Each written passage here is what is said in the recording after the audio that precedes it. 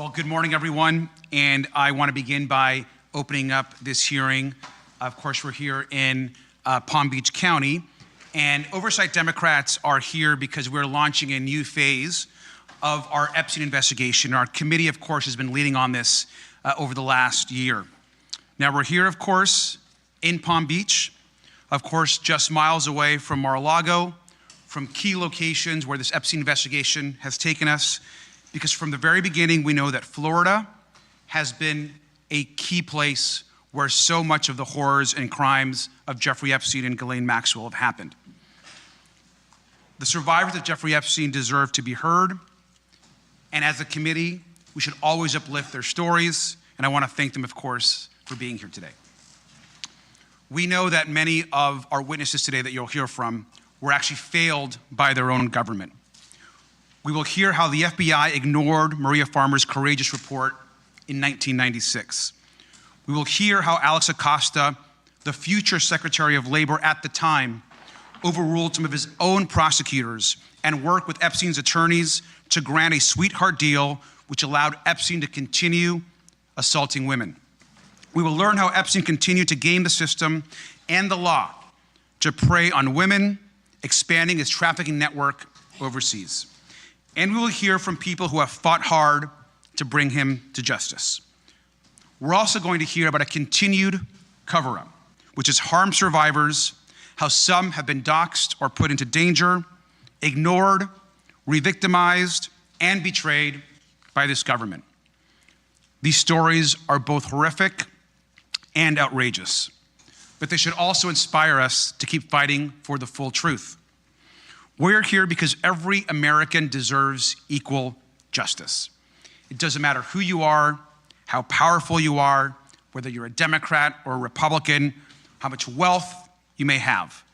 If you hurt women and girls, you will be held accountable. We should also be very clear that Epstein was not alone. Others enabled him. We know he was surrounded by lawyers, accountants, private investigators, and assistants. Many of those people who have been forced to testify for the first time because of our investigation have given us key information, whether it's been through depositions or interviews. But some, even some that we've recently spoken with, were never contacted by law enforcement in the 30 years since Maria Farmer's first report. Why is it only now that we have begun these interviews, these depositions, that folks are being contacted for the first time in decades? And that should outrage every single American. Some of these men enabled financial crimes. Others fought to hide facts about this case and to deny justice and closure for survivors. All of these people need to be called out and held accountable. And these are failures of multiple governments and administrations. Regardless of party, everyone has failed the public, and certainly everyone has failed their survivors, especially those that sought justice and that had the ability and courage to file reports. Because we also know that so many others didn't have that opportunity or the support to do so. This is why we're here today. Now, before I introduce our witnesses, I want to briefly just mention a few things about the investigation. Now, Oversight Democrats launched our investigation when we forced a subpoena for the full unredacted files from the Department of Justice last year. And I especially want to thank Representative Summer Lee for her leadership to get that actual done. So thank you, Congresswoman. To this day, the Department of Justice continues to break the law and defy that subpoena. It's not just about the Transparency Act, which is so critical to moving this debate and the truth forward. But that subpoena and the defiance pushed us then, of course, including with leadership from Congressman Ro Khanna, to get the Epstein Files Transparency Act through the Congress. But let's be very clear. The DOJ continues to withhold half of the Epstein files have not been released to the public. Now, we've heard testimony from Alex Acosta, former Attorneys General Bill Barr, Les Wexner, Darren Indyke, Richard Kahn, folks that are key to the Epstein investigation. We've heard from former President Clinton, Secretary Clinton, Commerce Secretary Howard Lutnick just last week. And we have talked, of course, to survivors, witnesses, and whistleblowers. And we have brought critical documents to light from Jeffrey Epstein's estates, emails, photographs, videos. We secured bank records, documents. And we've done all this without formal committee subpoena power to properly conduct this investigation. But we're undeterred, and we're going to continue to fight till we get the truth. Today, Oversight Democrats are also publishing a new report. Now, this report uses evidence obtained by our investigation, including and most importantly, bank records that show how Alex Acosta's sweetheart deal let Epstein build a global network using enablers to bring in women who he could then exploit and abuse. And this report is just the beginning of numerous reports and information that we intend to put out over the course of the months ahead. This hearing is about making one thing clear, and that is that no one is above the law. Survivors matter, and this committee will continue to demand transparency. Before I turn this over to our colleagues, I want to thank Congresswoman Lois Frankel, who has been critical in this fight for many years. Congresswoman Frankel.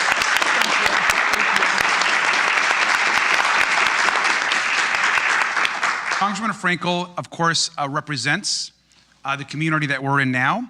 I want to thank her for hosting us. I also want to thank particularly West Palm Beach Mayor Keith James, their staff, the county, West Palm Beach PD, all for their assistance today. And I want to recognize Congresswoman Frankel for a few brief remarks. Thank you, Mr. Chair. And welcome everybody to West Palm Beach. And we're gathered here in a chamber that's very near and dear to me because I was mayor here for 8 years and I've had the honor of serving as. And I'm very proud to be with my Democratic colleagues of the House Oversight Committee, of course, the various witnesses, and most importantly, the survivors whose courage and perseverance made this hearing possible. And to the survivors, I want to say, and I know I say this for everyone here, thank you. Thank you for your strength, thank you for your resilience, and thank you for your determination to tell the truth, even when the system failed you. This hearing is long overdue. Myself and Debbie Wasserman-Schultz, we have been asking for a hearing for many years here, for many reasons I won't go into, but we're here today because it is right here, folks, right here in Palm Beach County, more than 20 years ago, that the survivors of Jeffrey Epstein's horrific crimes were first denied justice with devastating results. In 2005, the Palm Beach Police Department, led by then Chief Michael Ryder, I'm giving him a shout out, a good guy, he uncovered a deeply disturbing pattern of predatory sexual abuse by Jeffrey Epstein and his associates, targeting women, of course, and young girls, many recruited from our local high schools right here in Palm Beach County. The police did their job. They listened to the survivors. They built a serious case. Then they brought it to then State Attorney Barry Krischer. I call his name because his succeeding prosecutors are not involved. But instead of filing charges, was it overwhelmed by the power, by the wealth? He sent the case to a grand jury where prosecutors shockingly minimized the abuse, limited the witnesses, and treated vulnerable young girls as if they were criminals. And you can read that grand jury testimony yourself. At the urging of Krischer's prosecutors, the grand jury returned just one count against Epstein, and it is jaw-dropping: solicitation of prostitution, punishable by up to 60 days in jail. How crazy and wrong, an abomination, if you ask me. Disappointed and alarmed, Chief Ryder took the case to federal authorities, and what followed was more shock and awe to the justice system. In 2008, as we've heard, Acosta approved a secret, shameful, non-prosecution deal without notifying the survivors, and then sent the case back to Palm Beach County. Epstein was allowed to plead guilty. to solicitation of prostitution, solicitation for a minor for prostitution.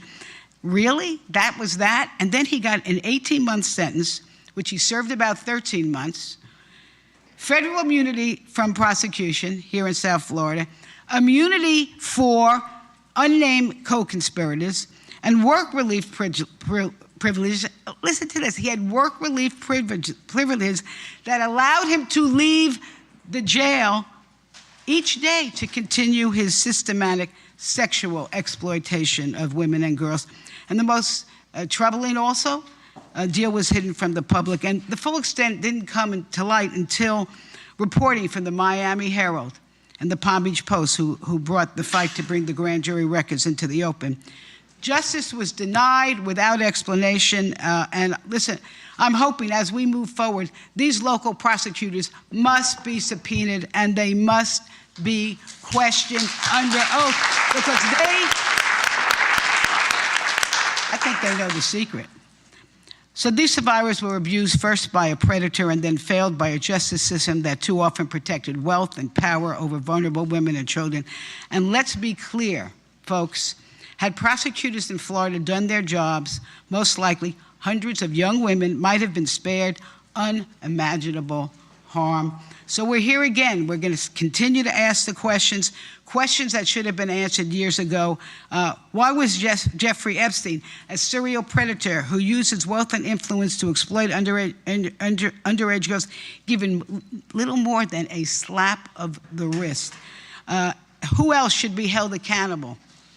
And what must we continue to do to make sure this never happens again? We owe the survivors and the public the answers and more. And with that, I thank you, and I yield back. Thank you, Congresswoman. We're going to, of course, hear some opening testimony from survivors and advocates who will speak about the failure of our justice system to protect them, others, and certainly to hold Epstein and so many others accountable. They're going to each provide some opening remarks. I do want to introduce them briefly.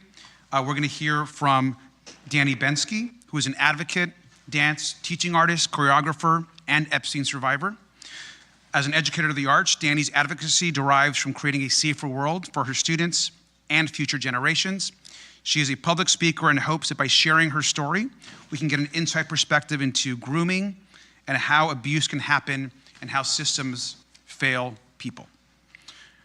Danny was abused by Jeffrey Epstein in 2004 and 2005 when she was just 17 years old and working as a dancer in New York City. She has since spoken out about the government's handling of the case and has pursued legal action. And of course, the amount of courage is incredible. And I want to thank, of course, Danny for being here. We'll also hear from Rosa. Rosa is testifying under her first name and under that name only, just for her own safety. She was recruited in Uzbekistan by a modeling agent, co-conspirator, and brought to the US with promises of a career. She met Jeffrey Epstein in 2009 and was abused over several years. With her immigration status used to keep her from leaving, Rosa is a fighter, a coach, a wife, and a stepmother. And her courage, of course, is immense, and we want to thank Rosa for being here. We're going to hear from Courtney Wild, who was abused by Jeffrey Epstein in Palm Beach beginning at the age of 14. Courtney is a mom, advocate, and survivor. She later brought a lawsuit against the federal government over the non-prosecution agreement that allowed Epstein to avoid federal charges. And she will speak about its lasting impact on survivors. We're also going to hear from Jenna Lisa Jones, who was abused by Jeffrey Epstein in Florida when she was 14 years old. She has spoken publicly about her experience and about her disappointment with the failure to fully release information related to this case. She is a mom, and he has spent years advocating on behalf of victims. He will speak about the failures in the original prosecution and the impact those failures have had on survivors. We'll also hear from Lauren Hirsch, who's a former prosecutor and an advocate working to combat trafficking and exploitation. She will discuss the ongoing efforts by survivors and advocates to seek accountability and justice. We will also hear from Maria Farmer by video, who's the first person to report Jeffrey Epstein's abuse to authorities in 1996. She'll be providing video testimony.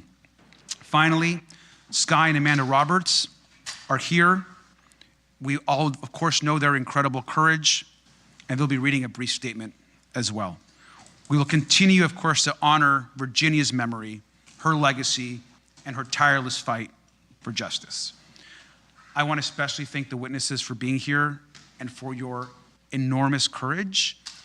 You are doing, obviously, a service, not just to all of the women and girls that have suffered, but to every single American woman and American girl in this country who need to be believed and who need to know that when they report a horror against them, that their government is going to believe them and is going to stand up for them.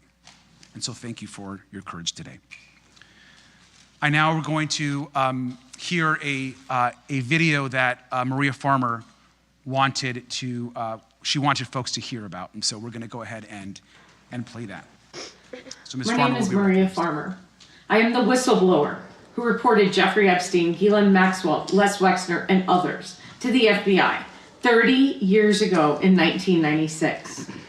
Today, I apologize for my appearance. I was not well enough to attend this hearing in person and have recently been released from the hospital. That's the result of 30 years of fighting.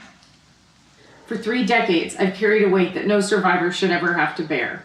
I reported what I believed were heinous crimes against children, and these individuals responsible were involved in an international pedophile ring. I reported their crimes in real time, and the government continues to ignore me to this day. In 1996, I reported Epstein and his co-conspirators to my local New York City 6th precinct. The commanding officer told me local police could only address the local arson crimes, and he instructed me to immediately report the whole story, spanning several states, to the FBI. He told me that it was vitally important that I tell the whole story to the FBI, which I did. The FBI asked me questions, said they were familiar with some of the perpetrators I identified, and gave me every reason to believe they would respond. That failure, that single moment when law enforcement refused to take action, set off a cascade of injustice and grave repercussions to my sisters, my family, and so many others, and to me personally, including my health and well-being.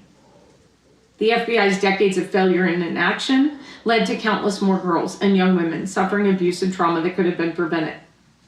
Individuals like Virginia Giuffre, Anushka DeGiorgio, Shantae Davies, Marika Chartoni, Danny Bensky, Jenna Lisa Jones, Ashley Rubright, and Jennifer Rose, among others. Each survivor represents a life changed forever, suffering that could have been spared if the FBI had done their job in 1996. The failures did not stop there. In 2006, the FBI tracked me down, stating that they searched for me because they knew I had reported Epstein 10 years earlier and no one else had. They urged me to testify in a federal criminal trial against Epstein and his co-conspirators, and they promised that they would get him this time. I trusted them again, relied upon them again, and they betrayed me again. Rather than following through with their promises, the government offered Epstein a sweetheart deal and shielded powerful individuals from accountability, and they persist in granting special treatment to certain people to this day. I have received death threats from Maxwell and her associates, including one instance where they threatened to burn my apartment down. And those threats have not stopped. I have been subjected to more than 3 decades of ongoing harassment, vicious challenges to my truthfulness, and real danger from internet instigators, trolls, and more. Meanwhile, my numerous efforts to obtain my 1996 report from the FBI have been rejected time and again.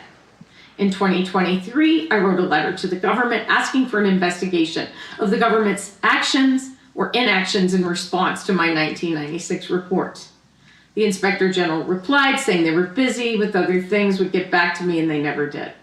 I sent multiple FOIA requests for my FBI report records. In January 2025, in response to my most recent request, the government said that they would get back to me in November of 2027, a delay of 3 years. I finally received a letter saying they looked at my complaint, took some kind of action, and the matter was addressed, but what they did was a secret. With no other choice, I filed an administrative claim against the government and then a lawsuit. Since then, virtually nothing has happened, and I'm left waiting and wondering what is next. With the passage of the Epstein Files Transparency Act, after years of efforts to get my records, an FD 71 form was released for the first time, confirming just a small part of my 1996 whistleblower report and vindicating some of what I had said for years. However, the full extent of what I told the FBI was not in that document, so the release of the Epstein files provides only partial relief for me. Where is the evidence I provided of my sexual assault and that of my sister Annie? Why won't the FBI release my full report? The failures of those sworn to protect us have overwhelmed me. Doing my civic duty has cost me dearly. The stress of this trauma, the government hiding and refusing to turn over written confirmation of my 96 report, along with the ongoing harassment and death threats, have contributed to me developing serious health issues, including Hodgkin's lymphoma, a brain tumor, and recently Addison's disease. In the last month, I have spent 23 nights in hospitals, including multiple nights in the ICU. Along with my health, it has robbed me of my career. In 1996, I was fresh out of graduate school and living a life that I had always dreamed, creating and selling art in New York City. When I was assaulted, threatened, held captive, my career was halted, and the trajectory of my life was thrown off course. So many others had their dreams shattered by these crimes, and they could have been prevented. Individuals like Virginia Jeffrey, who is the backbone of this case and remains the inspiration behind this fight. She's the reason my sister and I came forward publicly so we could stand together. She faced also relentless attacks to her credibility online, yet she fought. While Virginia may no longer be physically beside us, she's been our shining star and guiding light and remains so today. The rest of humanity owes it to her legacy to continue this quest. We are still walking down the trail that Virginia blazed for us, so let me be direct about what we need. The federal government owes us explanations, accountability for injuries caused, and a promise of systemic change when crimes against children are reported. Accountability should start with the government's acknowledgement and responsibility for their repeated failures to act in response to my 1996 report. The government needs to take responsibility for endangering and injuring girls and young women. The government needs to start telling the truth, face my lawsuit, and be held to account to me and to all others who have been harmed. Had the FBI done their job, 30 years of child sex abuse and trauma could have been avoided. I want my full FBI file, including the 96 and 2006 reports, including my art.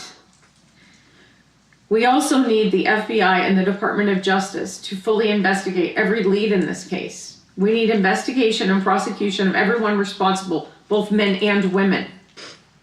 This includes the officials who enabled the 2008 sweetheart deal, the other perpetrators and the many co-conspirators, and anyone who is currently shielding powerful individuals from justice.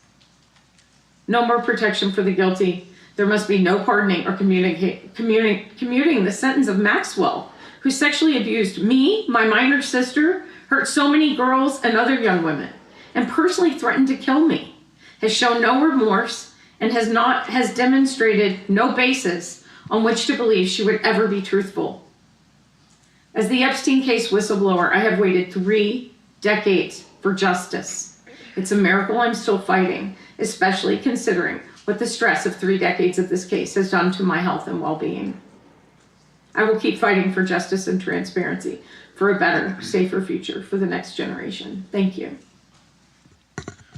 Well, thank you. And obviously, I know we don't often get to hear from Ms. Farmer, and we're just very grateful that she chose to address, obviously, us and the country.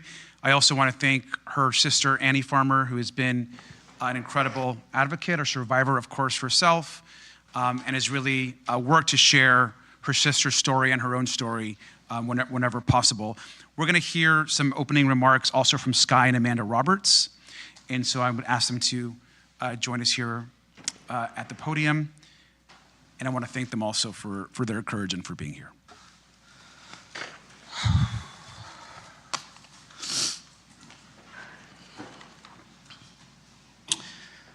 Thank you, Representative Garcia and all members here today. We deeply appreciate the opportunity to be here. Obviously wish Virginia was here to do this herself, but I will do my best to keep it together and to get through this. My name is Sky Roberts, and I am the younger brother of Virginia Roberts Giuffre. I'm here today because without Virginia's courage and her story, we would not be having this conversation about accountability. In the summer of 2000, just steps away from this courtroom at Mar-a-Lago, Virginia was recruited by convicted trafficker Ghislaine Maxwell. She was only 16 years old, a child who had just finished 10th grade when she began being trafficked. Before her passing, Virginia gave sworn testimony exposing this for what it truly was: a global sex trafficking operation enabled, protected, and funded by powerful people. For years, survivors have been asked the same question: who were the names? The truth is, many survivors stay silent because many of these individuals still hold power, wealth, and influence in our society. Point blank, period. That is dangerous. No survivor should have to risk their own safety just to be believed. But Virginia, she did it anyway. She stood up when others were afraid, told the truth under oath, and faced people she knew were powerful. Today, we lean on her courage once again, because she believed accountability should reach everyone involved, no matter their status or influence. If Virginia were here today, she would say these words herself. Since she cannot,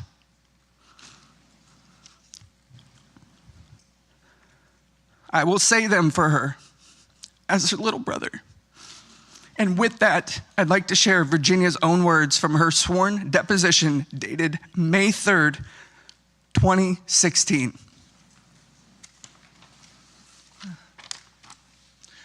They trafficked me to many people. Okay, please name a person that Ghislaine Maxwell directed you to have sex with. Prince Andrew. Okay, who else? As a whole, they both trafficked me to many people. Okay, so can you please tell me when Ghislaine Maxwell asked you to have sex with another person? Glenn Dubin. Who else? Well, Redacted is another one. Ghislaine Maxwell asked you to have sex with Redacted? And Glenn Dubin and Steve Kaufman were, like I said, the first people I was sent to after my training. And where does Alan Dershowitz fit into this group of people? Same. I can't tell you piece by piece by piece who. I know Glenn Dubin was first. Okay. And I know Stephen Kaufman was one of the first that I was sent to. Alan Dershowitz could have been between Glenn and Stephen. This is only a small sample of the thousands of stories that still remain untold. But the question today is no longer whether names exist. The question is, what will Congress and the Department of Justice do about it? Even if only a handful of names are publicly known, will there finally be investigations and accountability? With that, I'd like to turn it over to my wife, Amanda Roberts.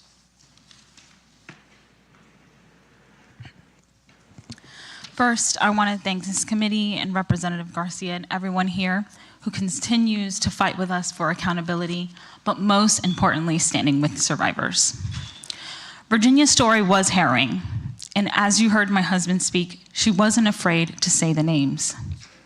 We are talking about millions of files, sworn testimony, depositions, emails, flight records, bank records, photographs, videos, and evidence collected over decades.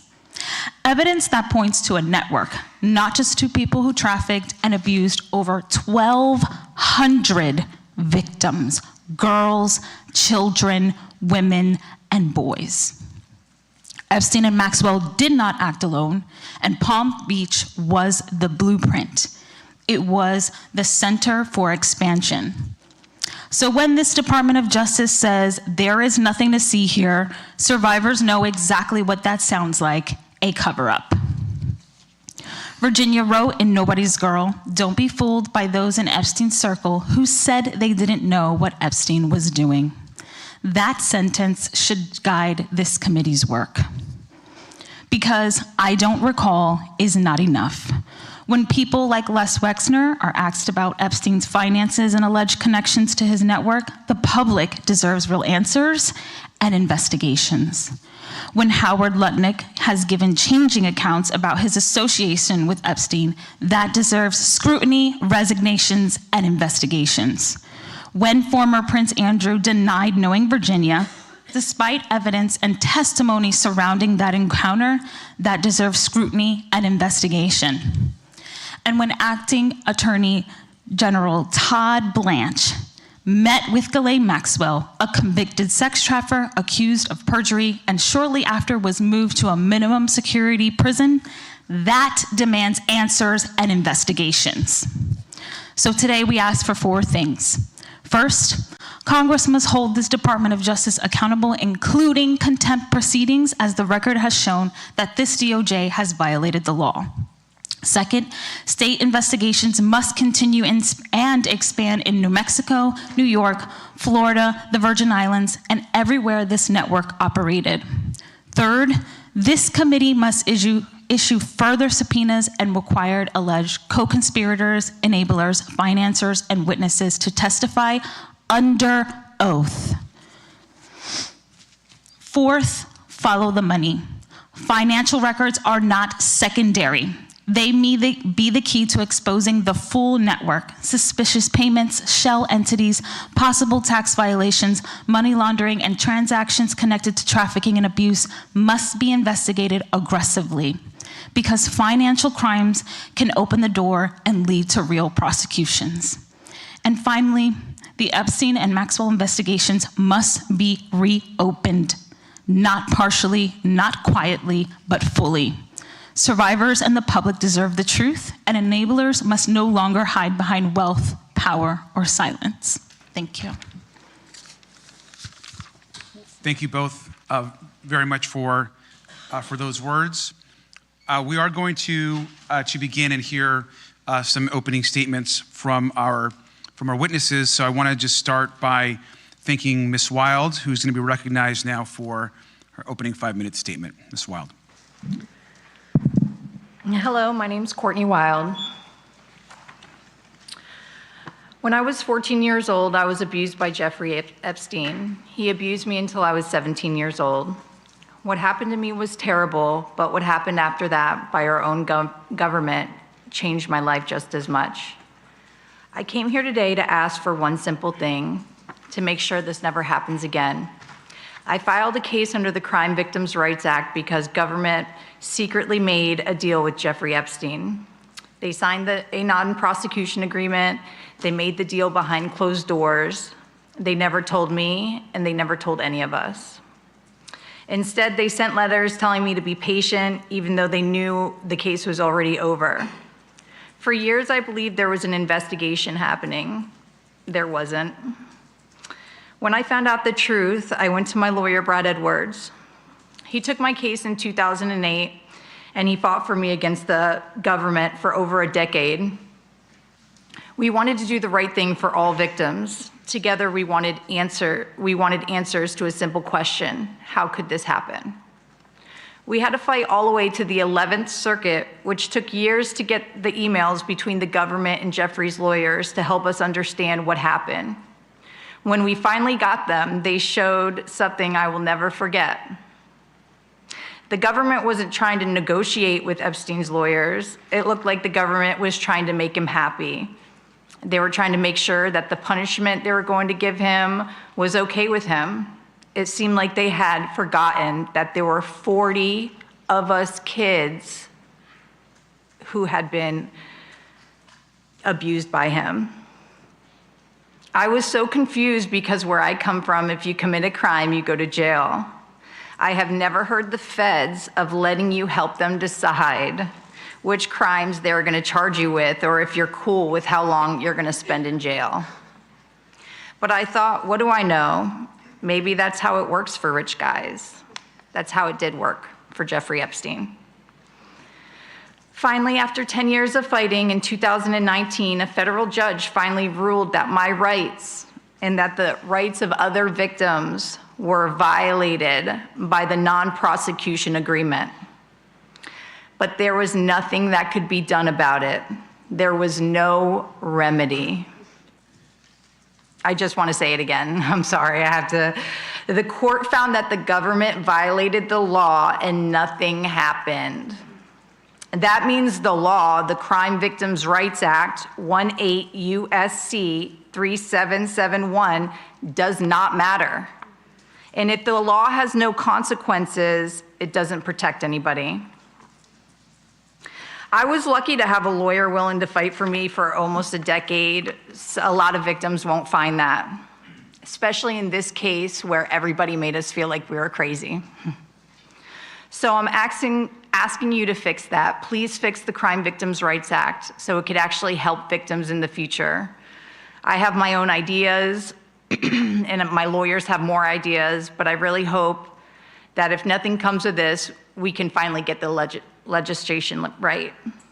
There needs to be a clear definition of what it means to meaningfully confer with victims. I'm still not sure what that actually means, but I know it never happened for me.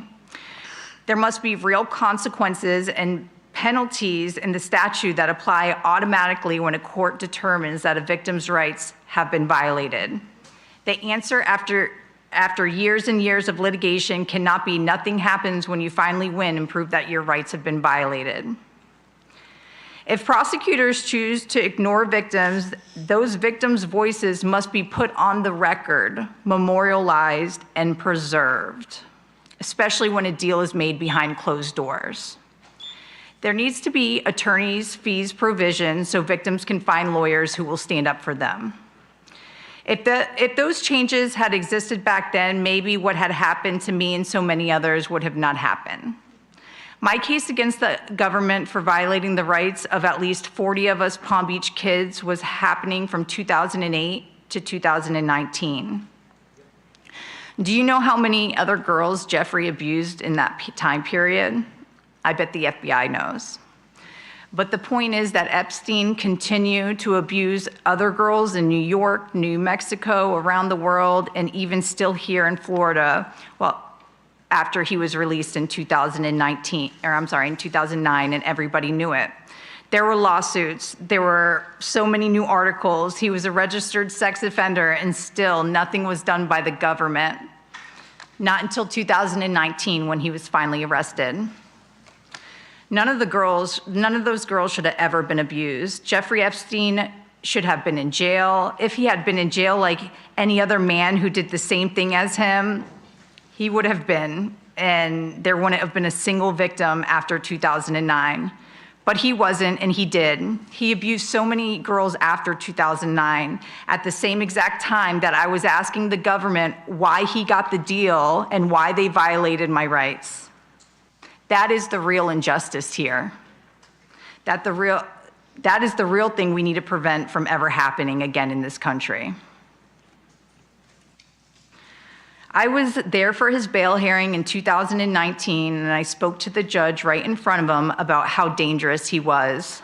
The bail was denied, and for the first time, I thought we might finally get justice. A month later, he was dead. Once again, the system failed us. Someone let him die in a secure prison, ensuring that he would never be held accountable for what he did to me as a kid. Since then, there have been prosecutions, there have been civil cases, there have been settlements, but none of that changes what was lost, and none of that fixes what was allowed to happen in the first place. We fought for years to get Jeffrey Epstein arrested. We fought to hold people accountable. We did not fight so that this could turn into something political, or so that our rights would be violated once again. I lost years of my life fighting this, and so did many others. We did that so the next victim wouldn't have to. So don't let this work be in vain. Make the Crime Victims' Rights Act matter. Thank you so much. Thank you very much, Ms. Wild. Ms. Jones, you are now recognized for your opening statement. Ranking member and members of Congress, my name is Jenna-Lisa Jones. I was 14 years old when I was abused by Jeffrey Epstein in Palm Beach. It has taken me many years to find my voice. For a long time, I stayed silent because I was afraid and because I did not understand why this happened to me. When I finally came forward, I made a commitment to use my voice responsibly. I'm here today to do exactly that. Last September, I went to Washington, D.C. along the other survivors with a simple request: transparency and accountability. We asked you to help us understand how Jeffrey Epstein was given a non-prosecution agreement, even though the government had evidence that he had sexually abused dozens of children, including me. We asked how he was allowed to leave jail in 2009 and continue harming young girls. We asked for answers that would hold our government accountable for its actions. We still do not have those answers. Instead, what we received caused harm all over again, including too many of our survivor sisters who had never come forward before and who never wanted their names or abuse to become public. The Department of Justice released documents that exposed our names, our social security numbers, and deeply personal information. Survivors' identities were made public. Husbands learned about their wives' abuse for the first time. Children learned about the abuse of their mothers from reporters, from strangers on the internet, and in some cases, from other kids at school. Some survivors learned that friends had also been abused only because they saw their names in those documents. Others saw the most intimate details of their own trauma publicly exposed. Our privacy was violated. The government promised us over and over again that our information would be protected and properly redacted. Those promises were broken again. We came to you seeking answers for why our rights were violated in 2007. And in the process of asking for those answers, our rights were violated again. I want to believe that each of you in this room is listening because you truly care, not just about us, but about every child in this country who survived sexual abuse. If Congress and the Department of Justice truly want to do right by the survivors, the path forward is not complicated. Acknowledge the failures. When Jeffrey Epstein was set free in 2009, and again when our privacy was shattered earlier this year, take responsibility and provide meaningful remedies to the women who have been harmed over and over again. Please do not force us to relive this through more litigation. Pass a law requiring the Department of Justice to compensate victims for the harm that they had caused by releasing the names and information.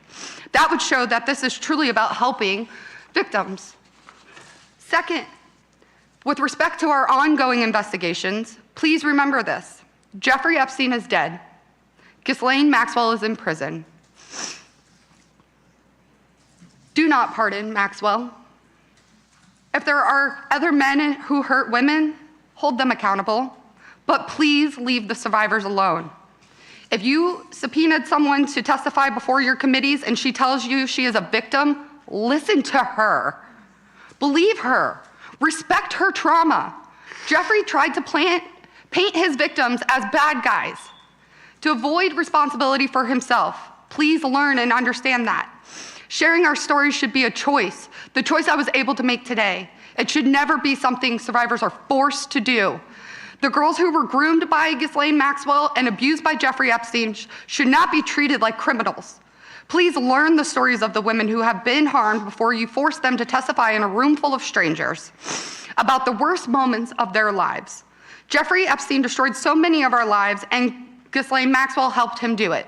Do not blame their survivors for the crimes of the abusers. That is not how the story should end. Find a way to bring closure to the story of Jeffrey Epstein, to allow survivors and this country to finally begin to move forward so that one day, and I pray soon, Jeffrey Epstein's name is no longer something we are forced to hear every single day.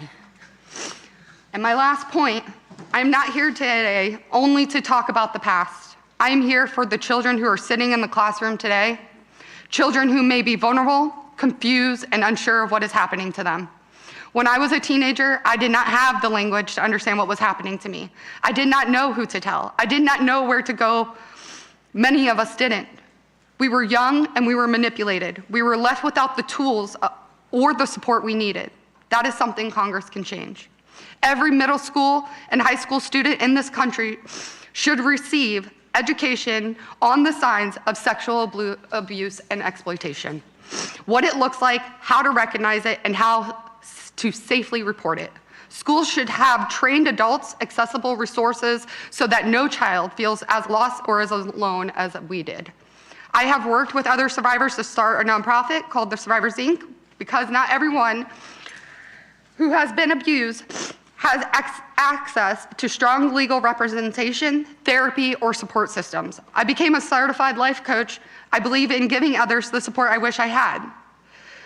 Though the survivors, we are able to provide these services to people who have been abused so they can begin their healing journey too. I'm proud of that work, but individual efforts are not enough. Real change requires leadership at a national level. You have the power to make sure that happens to us does not happen again on this scale. I believe one of the most important places to begin is in our schools. Train teachers, educate students, give children a place to turn when they feel they have nowhere else to go. Together we can do better for the next generation. Thank you so much, Jones. Ms. Spensky, you are now recognized for your opening statement. Thank you. Thank you. Hello, my name is Danny Bensky. I was abused by Jeffrey Epstein in 2004 and 2005. That was 8 years after Maria Farmer first reported Jeffrey to the FBI. Although discussing my abuse is far from easy, I live with diagnosed PTSD from that experience. My story is actually one of the safest stories to tell. The key abuser who caused me physical harm is dead. It's imperative to understand that the stories you are hearing today are a tiny fraction of the whole. I am one of more than 1,200 girls and women. I don't face the same level of threats of defamation lawsuits and serious risks to my safety as some of my survivor sisters do. While there are co-conspirators who do need to be held accountable for the parts that they played in the operation of my own abuse, I was trafficked only to Jeffrey, which really, unfortunately, is not the case for so many others. I was groomed prior to meeting Jeffrey. I grew up in the dance world where perfectionism, body image issues ran rampant in a world that was built on hierarchy and secrecy. I would have my body criticized, critiqued, and manipulated, not so different from what I initially experienced with Jeffrey. I was trafficked to Jeffrey. I had 2 recruiters. One was a late teen, and the other was only 15 years old, just trying to escape her own abuse. Jeffrey weaponized my aspirations and dreams by speaking the language of dance and making false promises. My mom had been diagnosed with a brain tumor. I had seen the name Epstein listed on a donor wall and believed that his wealth and power had come from the medical profession. I brought him her scans, hoping to understand her diagnosis. Instead of helping her, he used my mother's brain scans over me, giving me an ultimatum: either recruit more girls or do more for him. I didn't end up recruiting anyone, and instead just endured the abuse. In May of 2005, my mother had a successful operation at Mount Sinai to remove the tumor, and I finally extricated myself from Jeffrey's web. The Epstein case demonstrates that institutional systems have failed survivors time and time again. I was first subpoenaed in 2008 for an interview. I was just 20 years old, and without a victim's rights advocate or a lawyer, I didn't know that I was entitled to those protections. No one told me I was safe, and for many parts of my interview, it felt like an interrogation. Jeffrey had already threatened my friend, and he had told me that I would be charged with prostitution if I ever interacted with law enforcement. He made it clear that he held the cards. The passage of the Epstein Files Transparency Act was a moment in which survivors hoped and believed that we might see some reckoning. But the system yet again failed survivors. Before the first document dump by the DOJ, my lawyer teamed up with another law firm representing survivors. Together, they submitted 350 victims' names to the DOJ as names that needed to be redacted prior to the deadline on December 19th. In the first round of documents, I saw my name in 2 places. Then in the January dump, there were more, and the redactions were far, far worse. These files displayed my name, my phone number, my old address, where I worked at the time, where I was studying, and other identifying information. What's important to understand is that these documents weren't just somehow overlooked and not redacted at all. On one document, my nickname, Danny, redacted, while Danielle Hannah Bensky is left completely unredacted. I am just one of the hundreds of survivors exposed like this. A few weeks ago, a legal analyst reached out to share that yet again, my name appeared in a third batch of only 20 documents. After my lawyer continued to contact the DOJ on multiple occasions for protection, my name and information remained attached. These documents hold disturbing and yet incomplete accounts of my abuse, and they were viewable not only by the entire world, but my child, my students' parents, my friends, my employers, my colleagues, my family. I am public. However, in my FBI 302, a Jane Doe who has never, ever wanted to be revealed was exposed.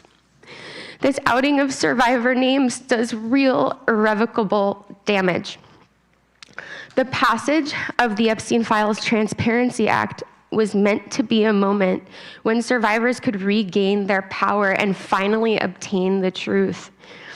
It was a time for our institutions created to protect the American people to, for once, stand on the side of survivors. As survivors, we have said time and time again, this is not political. This requires coming together and prioritizing coming together, not political showmanship. I'm always asked, what does accountability look like? Accountability means removing perpetrators from power, seeing arrests be made, and legislators pass laws like protecting victims' rights, like Virginia's law, which would remove the statute of limitations for victims' civil claims against their abusers.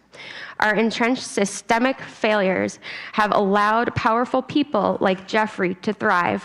When institutions prioritize protecting the powerful and their enablers over protecting victims, abuse becomes normalized. If we continue down this path, the question isn't whether abuse will happen again, but who will be the next Jeffrey Epstein. This moment is critical. It is time to reform our system to protect our survivors, not the perpetrators, and to ensure the truth can come to light. Thank you. Thank you so much.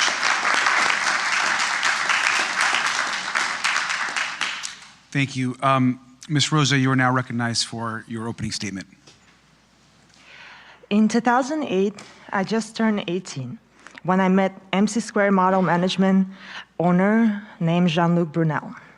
Coming from a financially unstable background, I was a perfect target for coercion. I was promised modeling career beyond my dreams. In less than 6 months, MC² obtained an O1 visa for me, a feat nearly impossible for a teenager with almost no experience. I did not have the documentation to earn that visa. By May of 2009, I was in New York City. I was isolated, controlled in a manner I've never experienced before. Within 3 months, the agency claimed I owed them over $10,000. I had no family, no friends, or no money. MC² controlled every aspect of my life, where I went, how I dressed, and how I looked. They provided me enough of allowance to keep me afloat, but never enough to be independent. Less than a month after I arrived to the United States, my agency sent me to a home of a registered sex offender. I was introduced to his girlfriend under the disguise that she was a photographer who helped me build my portfolio. Now I know that Jeffrey Epstein was supposed to be in jail cell in June of 2008. I met him at his house right here in West Palm Beach. He was not in a jail. Jean-Luc Brunel brought me to West Palm Beach to have dinner with Epstein in July. Epstein used the names of powerful politicians to demonstrate his influence. He told me he's an investor of the very agency that promised me a career. He also spoke of his arrest that it was a game, bragging about girls visiting his cell, and his friendships with authorities. Jeffrey offered me a position at the Florida Science Foundation to handle phone calls to help me with my financial troubles. One day, his masseuse called me into his room where I was molested for the first time by Jeffrey. For the following 3 years, I was subject to ongoing rape. Jeffrey Epstein was under house arrest for the molestation of underage girls at the exact time he was abusing me. Seeing that the fact that he could commit those acts made justice feel impossible to me, and it took my ability to seek for help.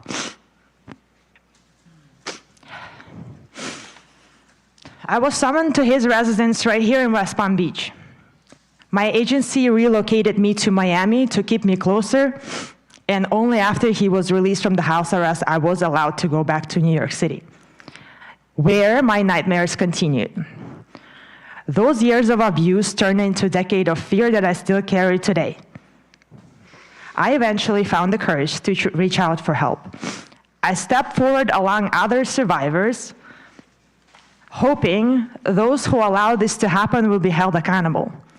I kept my identity protected as Jane Doe.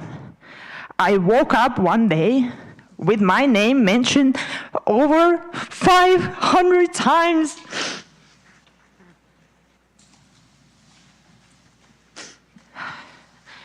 While the rich and powerful remained protected by reduction, my name was exposed to the world. Now reporters from across the globe contact me. I cannot live without looking over my shoulder. I can only imagine the long-term impact this mistake will have on my life. I wanted to be a doctor when I was a kid. So I want to end this statement with a story. In 1800, the doctor named Ignaz Semmelweis discovered something life-saving. He realized that the doctors who were performing autopsies and then immediately delivering babies without washing their hand were carrying cadaverous particles, causing women die in agony. He had evidence, he had solution. He begged the medical establishment to wash their hands to save lives. But the doctors were offended. They found it easier to protect their own reputation and maintain the status quo than to admit they were the ones causing harms. They chose their pride over the life of women, and Dr. Semmelweis was ignored, ridiculed, and eventually cast out. I see the same patterns happening today with handling of these files. Releasing my name while redacting the name of other powerful is not a mistake, it's a choice. It's a choice to prioritize the comfort of an institution over the safety of the survivors.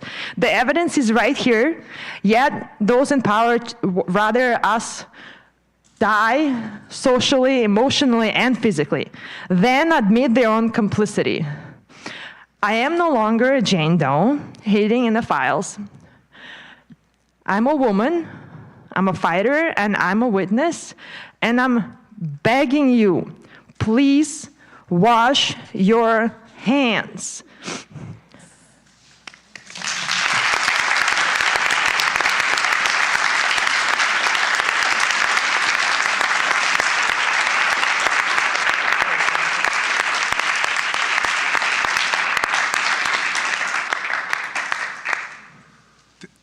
Thank you, Ms. Rose. Obviously, I think one of the true horrors of this investigation has been the way so many survivors continue to be traumatized, and I think this is one just really horrific example of how, even through the Transparency Act, so much horror and re-traumatization continues to happen. So thank you for the testimony. Mr. Kuvan, I'm going to recognize you for your opening statement. Thank you.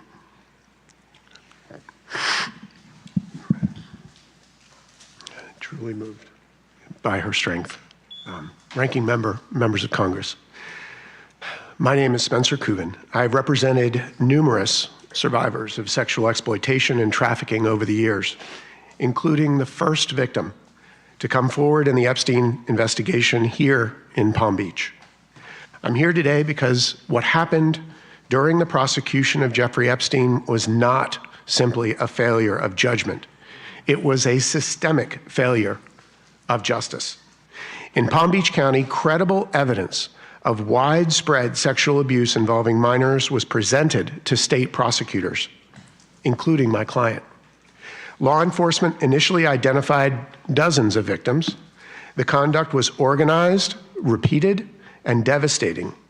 Yet instead of a prosecution that matched the scale of the harm, what followed was a secret agreement, as we know, that minimized the abuse and insulted the children that had been abused.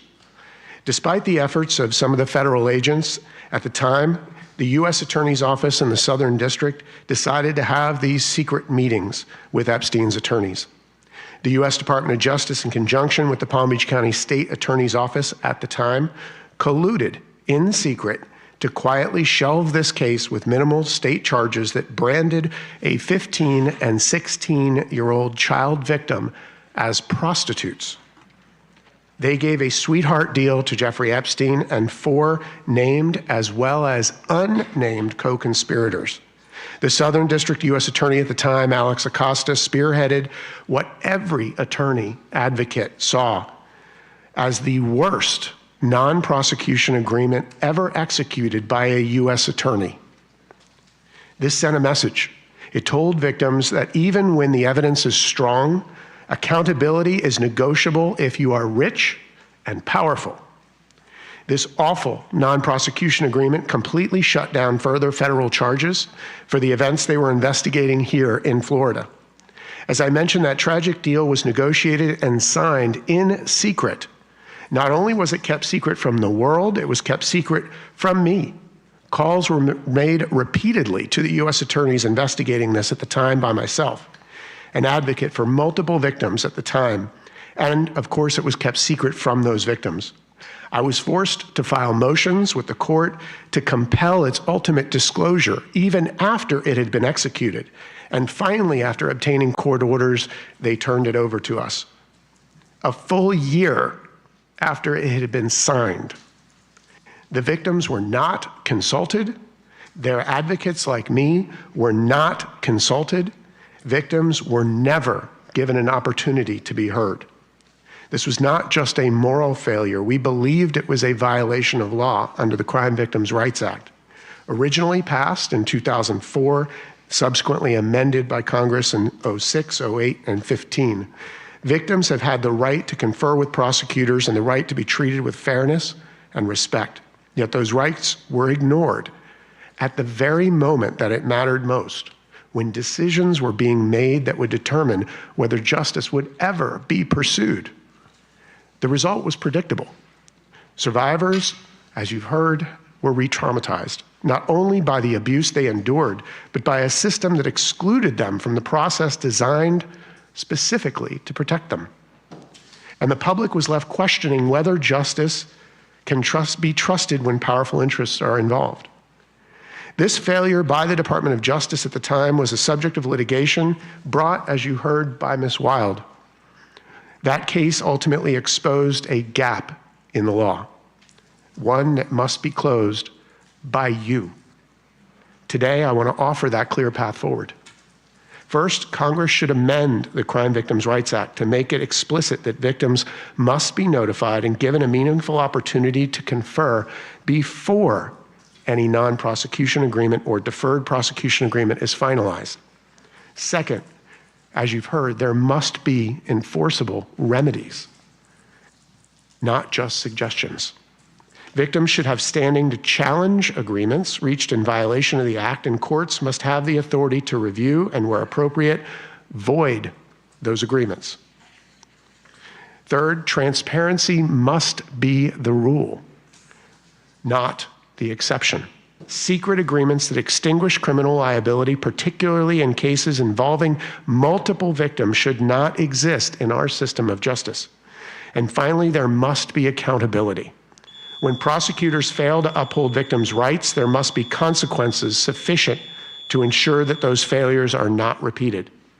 This is not about relitigating the past, it's about ensuring what happened here never happens again. The survivors in this case have showed extraordinary courage coming here today. They told the truth and they trusted the system, and the system failed them. Congress now has the opportunity, and I would suggest the responsibility, to fix it. Thank you. We look forward to your questions. Thank you very much. I'd like to go to Ms. Hirsch, please, who's now recognized for her opening statement. Thank you so much, Ranking Member, members of Congress. I'm Lauren Hirsch, the CEO of World Without Exploitation, the largest anti-trafficking coalition in the country. We have nearly 200 member organizations across the country. Many of those organizations are survivor-led. It is an absolute honor to sit beside each one of you. You are the reason this moment of reckoning is happening. What we have witnessed in the handling of the Epstein case is not simply a bureaucratic misstep. It is a deeply horrific failure to protect the very people the system is meant to serve. Survivors have repeatedly been promised dignity, confidentiality, and care. And instead, we have seen a systemic breakdown in their protection at nearly every step of the way.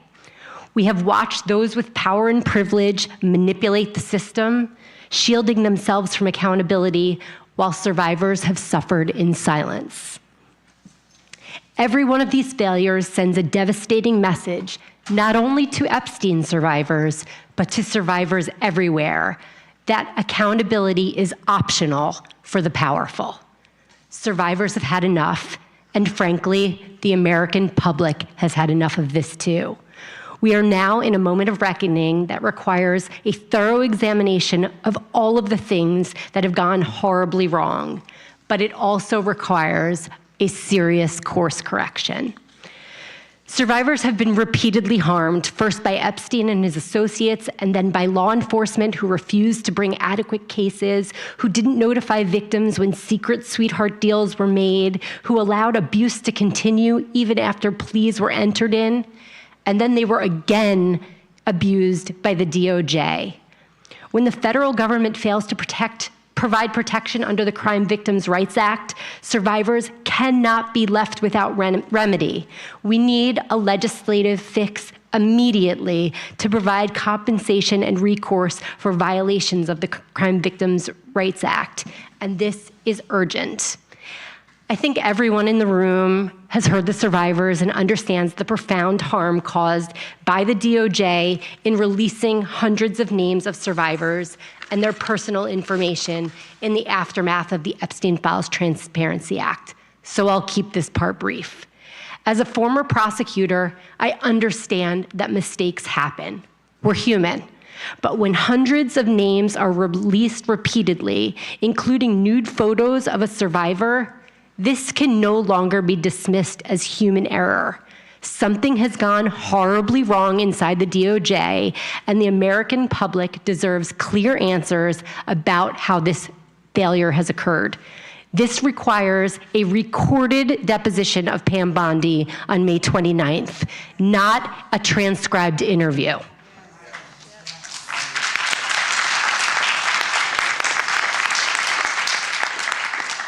Survivors also deserve meaningful legislative recourse, including a private right of action, so that they can be compensated for the exposure of their private information to the public.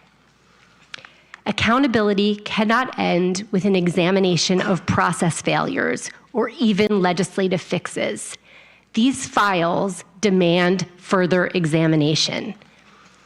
Assertions that there are no credible investigative leads are deeply concerning. From my perspective, both as the CEO of World We and a former prosecutor, that conclusion is not only premature, it is inconsistent with the available record. There is an abundance of potential investigative leads that warrant serious independent review. For 3 decades, countless men operated with complete impunity. Sex trafficking does not happen in a vacuum. It is driven by the demand for commercial sex, and it is enabled by systems and people who are willing to look the other way. That is exactly what we're looking at here. Likely the largest sex trafficking operation the United States has ever seen. The files are clear, and the files name names. When individuals and institutions surface repeatedly in the files, it's a pretty strong indicator that there's some there. When there are millions and millions of dollars flowing between an individual and Epstein, and there doesn't seem to be a business relationship, but instead allegations of sexual abuse, that's not noise to ignore. That is an investigative lead. And this is just one of many examples. And the examples are not just limited to individuals. Major hospitals took money from Epstein and provided questionable care, and that's putting it nicely. Hospital systems, academic institutions, modeling agencies, and the list goes on. They all require careful, independent examination of investigative leads. The burden should not fall on the survivors to name names or drive investigations. Survivors should be given safe, voluntary spaces to speak, but they should not be compelled. The responsibility lies with investigative bodies, prosecutors, the DOJ, on relevant authorities to do their jobs thoroughly, transparently, and with integrity. Survivors have already carried far too much of the burden. They should not have to carry the failures of our institutions as well. What is needed now is not defensiveness, but accountability. And finally, for survivors and for World Without Exploitation, this is not and has never been political. I'm sure that it will be twisted into us entering the political fray by being here today. But we have been absolutely clear. We will and have worked with anyone who is serious about getting to the truth. The era of silence and inaction must end here. Thank you.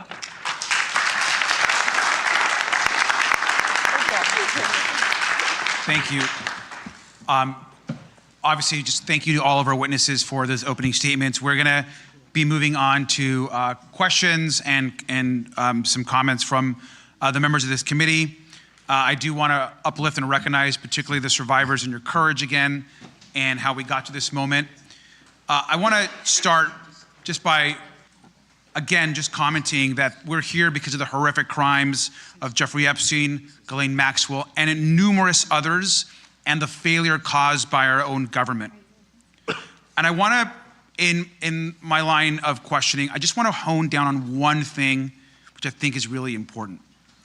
Last July, the administration's FBI and DOJ released a 2-page document saying, and I quote, "We did not uncover evidence that could predicate an investigation against uncharged third parties."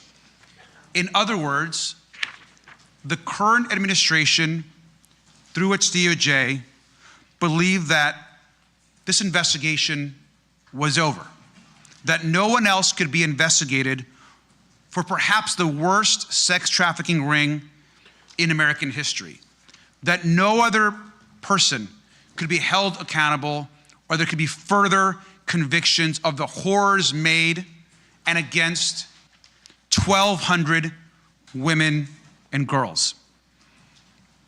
Now we here, and some of our colleagues on the Republican side of the aisle, have worked together to file motions, to file laws, and to push this investigation forward. And I want to be very clear. The DOJ, this administration, the President and the Attorney General made it clear that this investigation, in their opinion, was a hoax, was a lie, and there was nothing else to do to move forward. The DOJ tried to close this case. Through our investigation, we have learned that many of the witnesses that we have been going through deposition, through transcribed interviews, were never questioned by law enforcement. And this is something that we learned only by forcing these interviews and by sitting asking these questions. How could Les Wexner have never been interviewed by our own government, who was the source of most of Jeffrey Epstein's wealth and was never questioned? How can some of the folks on this document the FBI had in their possession not ever have been questioned by our own government or law enforcement? How could Darren Indyke and Richard Kahn, who you can see in this chart and were essentially the brain trust of Jeffrey Epstein's organization, how could they never have been questioned? That is not a mistake. That is a cover-up. And what I think we want to make very clear is this is not just about the mistakes and the ongoing harm of the Trump administration. This has been harm posed by numerous administrations led by both Republicans and Democrats. And when folks come and ask, well, why wasn't the former administration Attorney General Garlick more engaged on this issue? I ask the same question. Why wasn't Merrick Garland more engaged and focused on prosecutions and more focused on getting out the truth? This is not just about partisan politics. This is a continued pattern of abuse and not seeking justice. But we're here now, at this moment in this Congress, with this administration, and this cover-up must end. I want to briefly ask the survivors, if you believe that this investigation should continue, if your government should continue this investigation. Ms. Spensky. Yes. Rosa. Absolutely, yes. Ms. Wild. Yes. Ms. Jones. Yes. Thank you. And we agree. It's unacceptable that folks have been not questioned, that there haven't been criminal prosecutions, and that our own former Attorney General continues to be engaged in this cover-up. They want to end this investigation.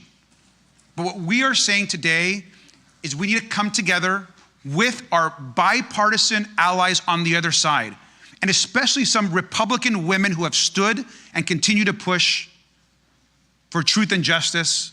We welcome their support in this investigation. At a hearing back in March, former Attorney General Bondi told one of my colleagues, quote, I'm stunned that you want to continue talking about Epstein.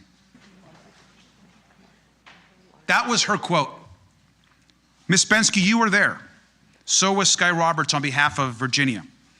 Attorney General Bondi didn't spend 1 minute talking to you, but instead wanted to end the Epstein investigation.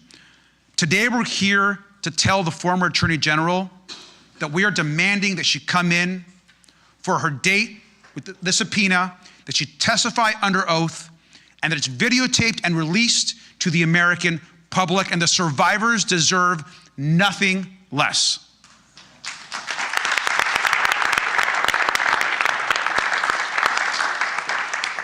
And I want to again ask the survivors. We know that approximately 2.5 million documents are still hidden. And we also understand that anything that's released in the future needs to be redacted with care and properly. Do you all support this Congress in the continued release of the files if redactions are done properly and with care? Ms. Bensky. Of course, yeah. Rosa. Yes. Ms. Wild. Yes. Ms. Jones. Yes. Thank you. I think it's important for the Attorney General, for Mr. Blanche, and for others to hear directly that the survivors don't think this is a hoax or that the investigation is over. Everyone in this room is committed to making the truth and justice a part of our legislative work. We have to pass laws and do the right thing. What we're facing right now is a systemic government, agencies, and administration that is trying to end this work, and we have to push back on it. We have sworn testimony. We've seen emails from the Epstein estate, from many others, even about the relationship and the friendship between the current president and Jeffrey Epstein. We continue to demand that the president force his DOJ to do the right thing by their survivors and to ensure that we get truth and justice. We're just a few miles away from Mar-a-Lago, where we know Ghislaine recruited and harmed and abused women, where Virginia herself was recruited. And we also know that the president, or his residence is just a few miles from here, is the one man in America that has the power to do the right thing and force the DOJ to release the files, protect the survivors, and demand and ensure that the American public get the truth. And that's why we're here today. And with that, I yield, and I want to turn it over to Representative Krishnamurthy. Thank you. Thank you, Mr. Ranking Member. Thank you to all the witnesses. Thank you for your bravery, your conviction, and your determination. Today, I want to ask you first about Ghislaine Maxwell. Ms. Wild, in a written victim impact statement that was filed in court, you said that the abuse you suffered was, quote, deliberate and systematic, designed by Epstein and facilitated by his staff and associates, including Ghislaine Maxwell, correct? I don't think that's I never had any relationship with Ghislaine Maxwell. Can you repeat that? In a victim impact statement in Jane Doe 1 and Jane Doe 2 versus the United States. Oh, yes. Yes. Okay. I'm sorry. I've never met Ghislaine Maxwell, but yes, that's what the other Jane Doe had. Ms. Bensky, at Maxwell's trial, survivors testified that Maxwell participated in the sexual abuse of girls. Maxwell recruited victims for Epstein, including at schools. And that Maxwell once told a 14-year-old girl that she, quote, had a great body for Epstein and his friends. Isn't that what was testified to? Yeah, my experience was not with Maxwell, but I'm sure that that is true. Yeah. Ms. Jones, after Maxwell was found guilty of unconscionable acts, Politico reported that Maxwell's lawyer, this guy right here, said that there's a good chance and for good reason that Maxwell would get a pardon. You have publicly stated that, quote, clemency would be a slap in the face to all survivors, right? I agree with that wholeheartedly. I think everyone on this panel agrees probably.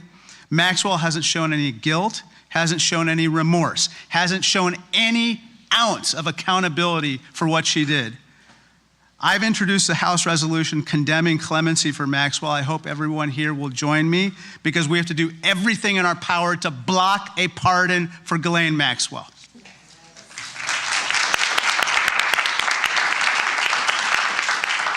Ms. Hirsch, I want to turn to another topic, following the money. You're aware of Epstein-related financial records called suspicious activity reports, SARS reports, that have not been produced, correct? Yes.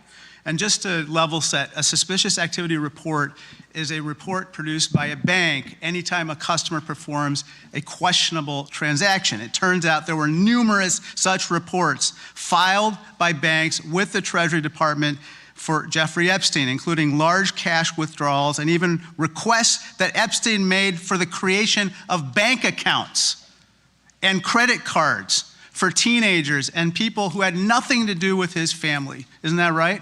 It is. The Senate Finance Committee has found Epstein made wire transfers that are detailed in these suspicious activity reports, SARS reports, to the tune of $1.5 billion with a B, and include the names of women and girls he may have trafficked, as well as the names of his potential clients. I believe that this is paramount to the investigation of this sex trafficking ring. Would you agree with that? I do agree with that. If we're serious about following the money, I believe that these SARS reports must be disclosed by the U.S. Treasury Department now, immediately today.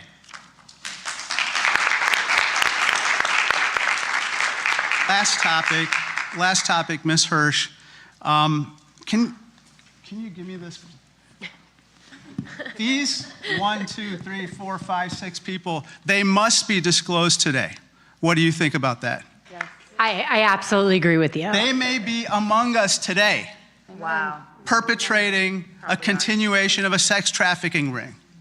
Now, Mr. Coven, DOJ has not released all of the raw interviews and transcripts from the more than 40 victims of the DOJ's that were investigated in the DOJ's 2008 investigation, right? Correct. And DOJ has not released all of the video footage collected at Epstein's properties, correct? Absolutely. Not only that, I've actually walked through the home of Jeffrey Epstein after the incidents occurred and saw where the video cameras were located and no longer existed. Wow.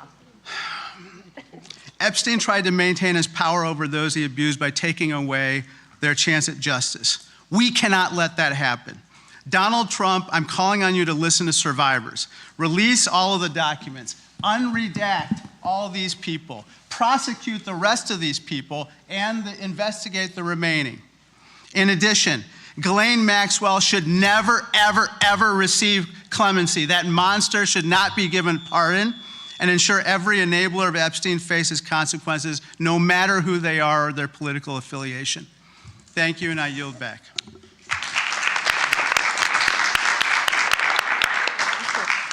Thank you. Now we'll have Representative Stansbury.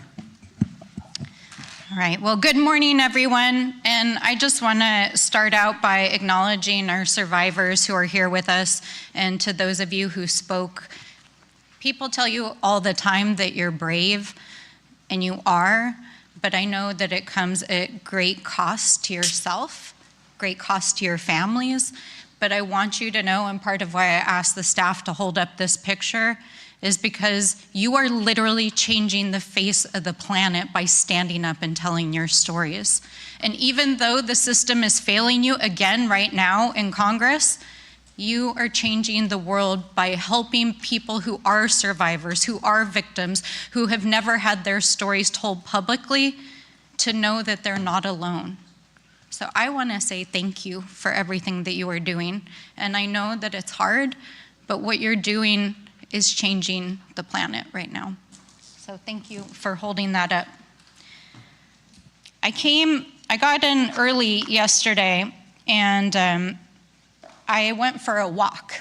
I walked to downtown here in West Palm Beach, and then I walked across the bridge. I think like millions of people across the country, I've seen, of course, the documentary that documents what happened here in West Palm Beach. And I wanted to walk across the bridge that survivors had told this story themselves of literally having been driven across. But I don't think that I truly understood the power, the wealth, the abuse that has happened in this community until I saw the mansions and the estates, the private clubs, and how inequality is literally written into the landscape here. And the reason why I wanted to start there is because there has been a lot said about the system of abuse that Epstein and Maxwell perpetrated. There has been a lot said about how grooming occurred, how recruitment happened, and how he psychologically threatened, abused, and used all these different tactics to abuse girls and women. But I want to make one thing clear here today, and I want to ask some questions about this, is we talk about the system failing. The system didn't fail. The system was designed to protect the wealthy. The system was rigged from the beginning when those mansions were built. The system was built on inequality. The system was built on exploiting people. It's written into the landscape here in West Palm Beach. It's written into the landscape in New Mexico, where Jeffrey Epstein went to Santa Fe with his rich friends and recruited girls that he exploited and then trafficked to other rich friends that he flew to New Mexico. This wasn't failure, this was a system. It was a system of exploitation, it was a system of abuse, and it was a system of power. And that's one of the things that I want to really dive into here with my short time today. Because the officials, the federal, the state, the local, the attorney generals didn't just fail to investigate these cases, they chose not to investigate them. They chose to take bribes and kickbacks and campaign donations. The police department here in West Palm Beach chose to take a donation from Jeffrey Epstein. The police and sheriffs and others in other cities and states chose to take donations. And right now, while this is not a partisan issue, this administration is choosing to not investigate the crimes that are in these files. This administration is choosing to release the names of survivors and not perpetrators. This administration is choosing to not investigate or indict a single man who committed rape of a child or woman that is in the files. And this administration is choosing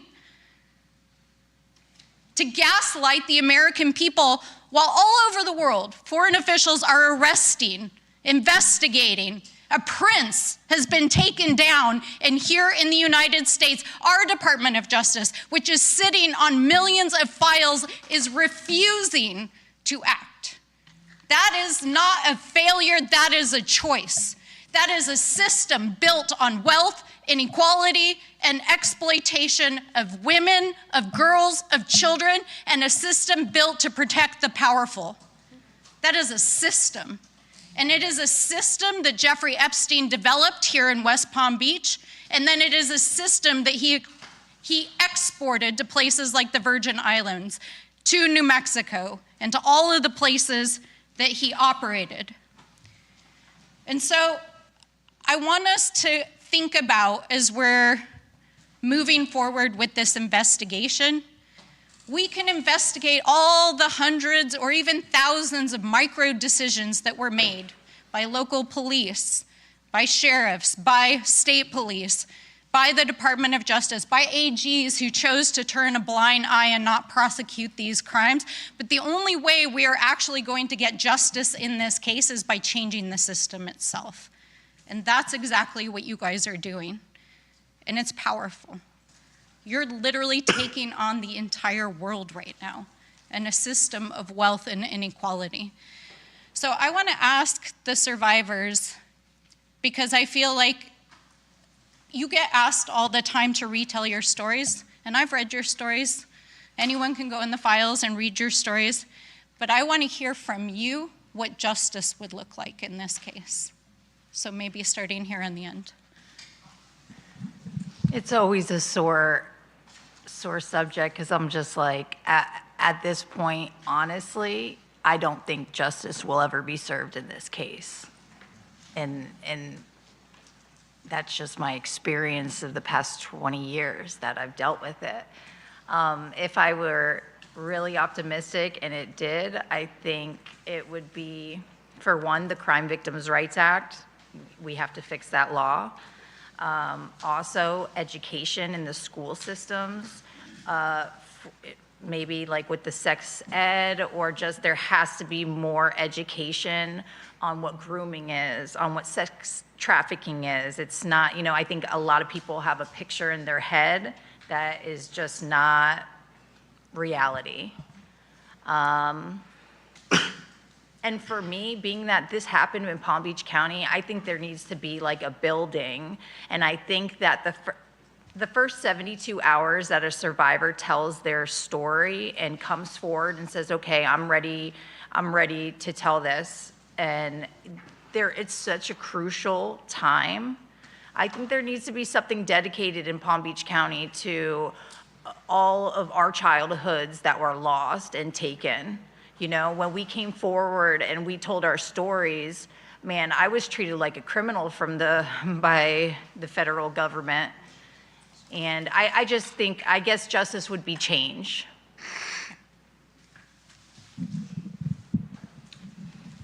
I don't know what justice looks like anymore. I'm just blown away that this is our government that is handling this. But justice would be, like Courtney said, accountability. These people that did wrong should be held accountable for what they did to us. Of course, we know that. But do I think that is going to truly happen? Probably not. Look at how this has gone on.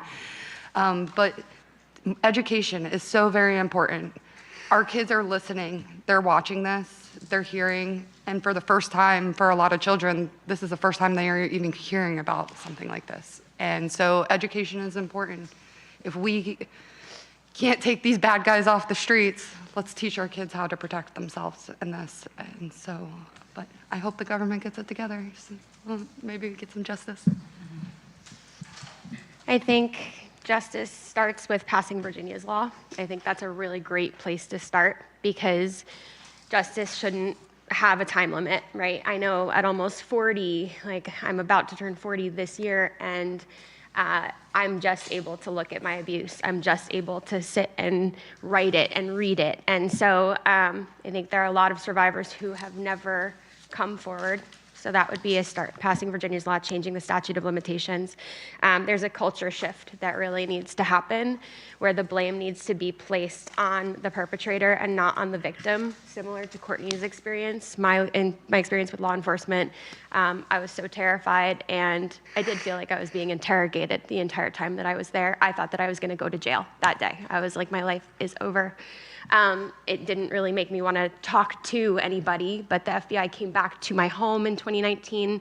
Anyway, I'll just say it was a very threatening feeling. So having an advocate in those spaces would also be really important. But yeah, just elevating survivor rights and making sure that we start with that baseline of Virginia's law. Yeah. So I come from a different country, and I have a job.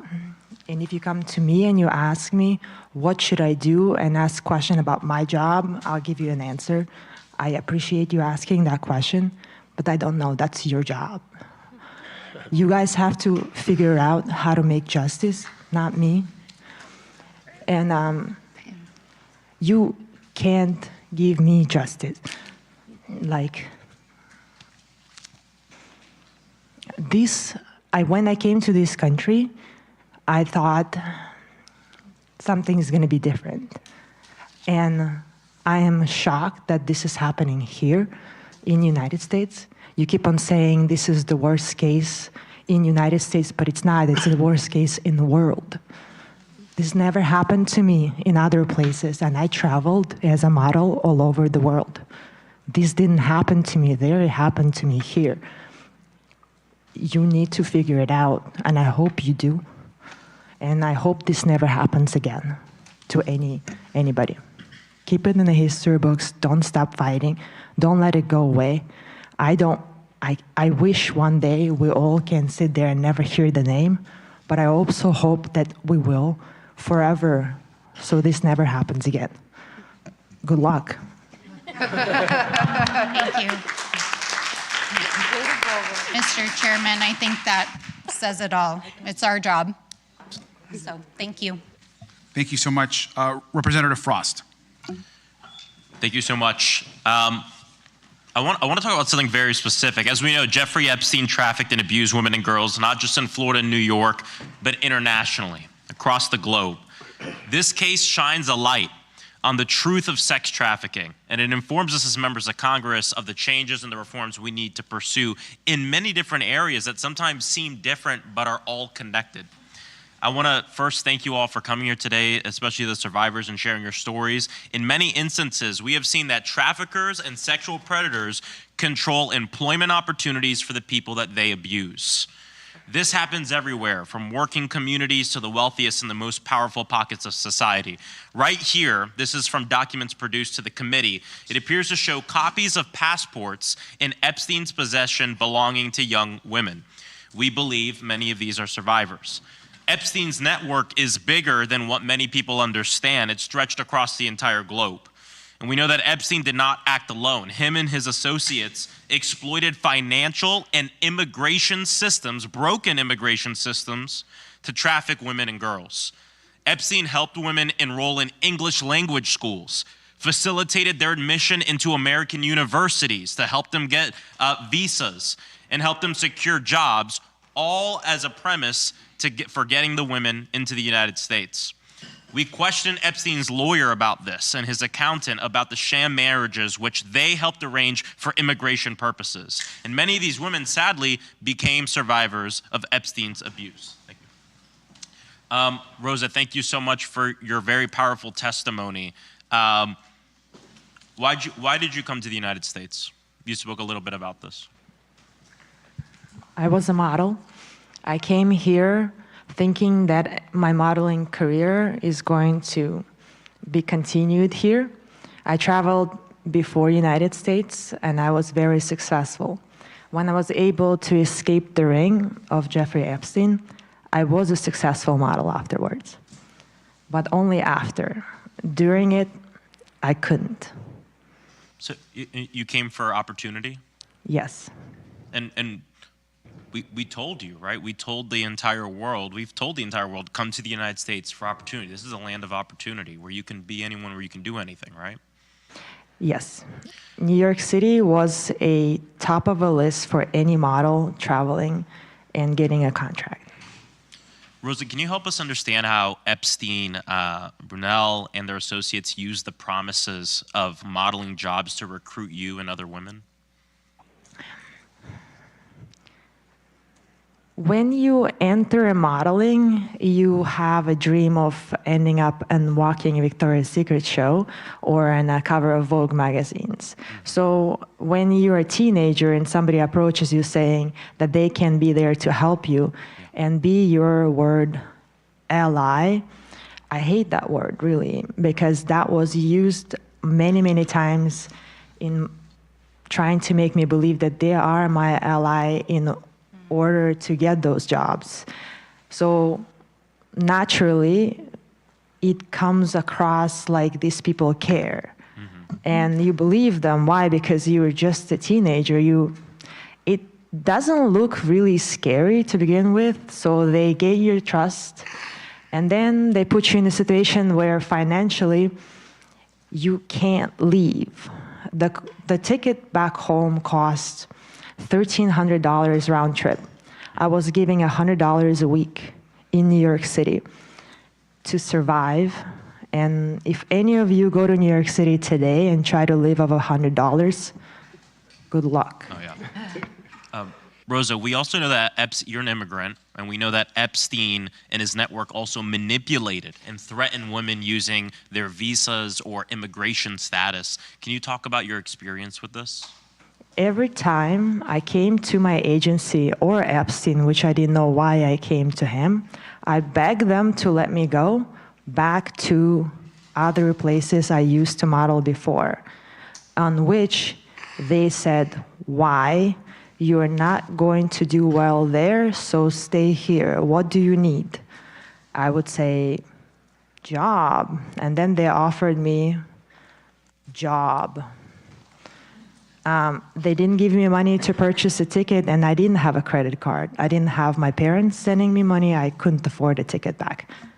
So they used my dreams against me, saying that it's just a time and everything is going to be okay. And if I trust them, all my dreams are going to come true. We know that he weaponized people's immigration status, right? And the fact that they were immigrants against them, to manipulate them, to force them into his horrible crimes and the horrible things he did to them. There are so many changes that need to come from this investigation. And I think it's important that we also remember immigrant women are disproportionately impacted by sex trafficking in the United States.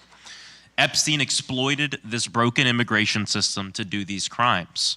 And I think your story and your testimony shows that, and many of the other stories and testimonies that we've heard. This investigation shows us that we have to fix this system, not just demonize immigrants. And in a moment where the same people that are obstructing this investigation, the same people who are engaged in the cover-up of this investigation are also the one demonizing immigrants across this country, shows us the real truth, that if we spent a modicum of the money and energy that this government is using to go terrorize our communities and round up innocent people, to go after the billionaire pedophiles and sex traffickers and people who have exploited this broken immigration system, maybe we'd had some justice here. And so just thank you so much for being here and sharing your testimony. I yield back.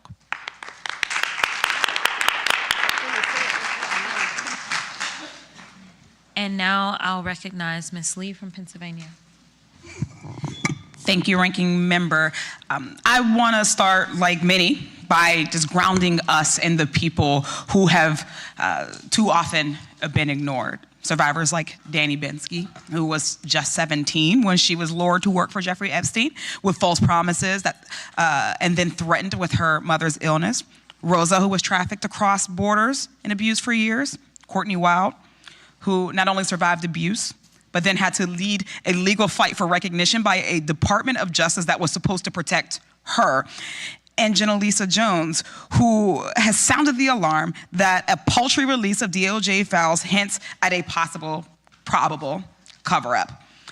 I just want to thank you all for being here, for continuing to show up, for your continued courage and your commitment to justice. We recognize that you are unfortunately four of very, very many more survivors. And I hope you know that your presence today means to survivors across this country, how important it is to them. For decades, survivors have worked in good faith with law enforcement to try to expose Epstein and his co-conspirators, only to have their interests and their needs ignored. From a bogus non-prosecution agreement way back in 2008, to the inexcusable release of personal identifying information from Pam Bondi and Todd Blanche's DOJ. The DOJ seems perfectly capable of concealing the names of these rich and these powerful folks in the files that have been released, but they did not give that same level of care to the actual survivors. And here in Florida, Alex Acosta spent more time cutting a deal with Kenneth Starr, Alan Dershowitz, and other well-connected lawyers working for Epstein and with Epstein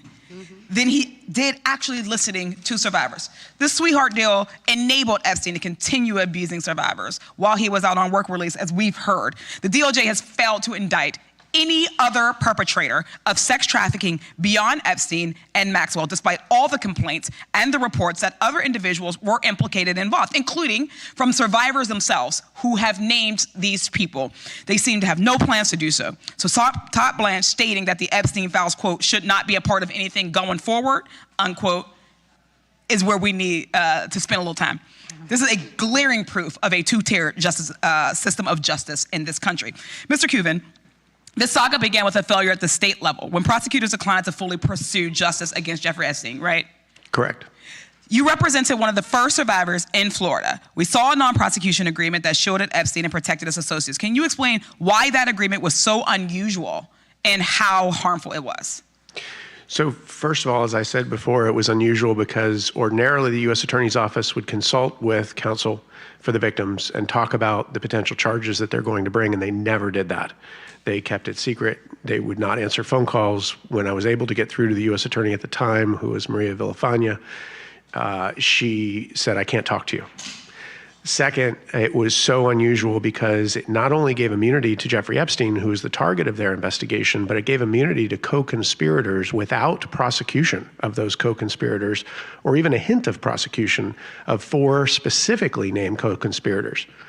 Lastly, the most unusual part of that deal was that they added the phrase unnamed co-conspirators. I have never, in 30 years doing this, ever seen a non-prosecution agreement so broad as to say that they're giving immunity to unnamed individuals. It was a gift. Ms. Wow, really quickly, can you tell us more about those emails between Epstein's lawyers and the prosecutors and what made them seem different from what you would think a typical plea negotiation would look like? Yes, ma'am. When me and Brad Edwards we got the emails, it was literally friends. They were meeting at Starbucks, they were meeting off the record, wherever they wanted.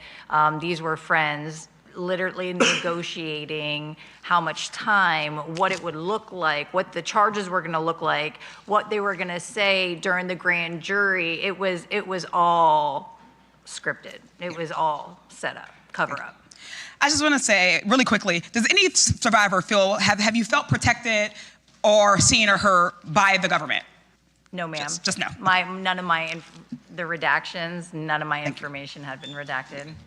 This is about a system that asks survivors to carry the burden of proof, the burden of patience, the burden of pain, while people with wealth and power are given time and protection and silence. While we're here today because of Jeffrey Epstein, sexual abuse survivors across this country know all too well that he is not an anomaly, but he's a high-profile example of a system that too often works exactly as designed, to shield abusers and silence those that they harm. So to all the survivors, the fierce attorney advocates who are with us here today, I just want to thank you for coming forward despite the many frustrations, the threats, the dangers, and the setbacks that you've experienced. We have a responsibility to all survivors who are still waiting, to the ones who have never gotten justice, and to the ones watching right now to say that this ends here, and we take that very seriously. I thank you all so much, and I yield back.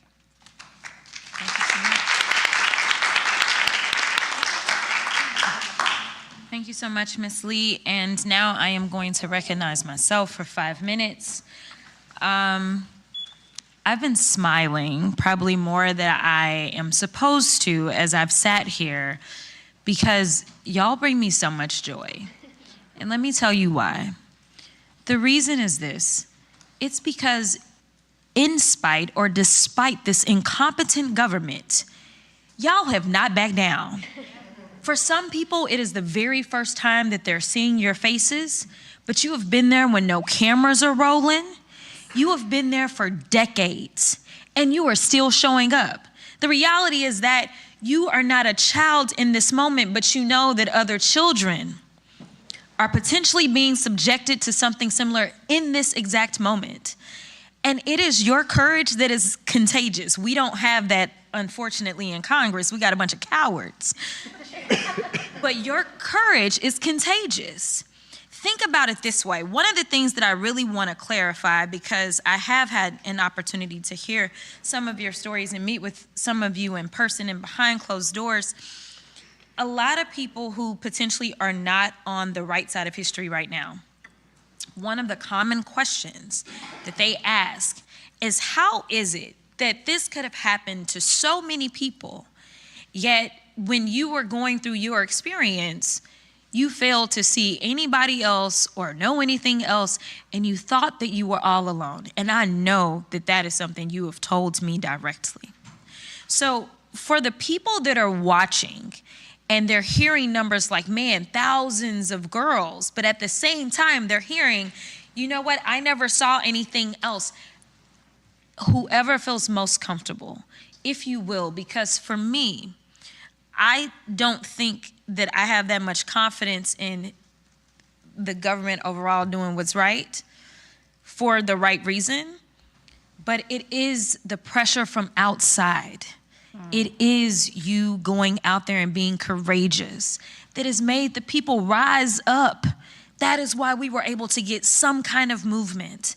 And so I want to build more allies for this movement right now. So if any of you would like to answer that question.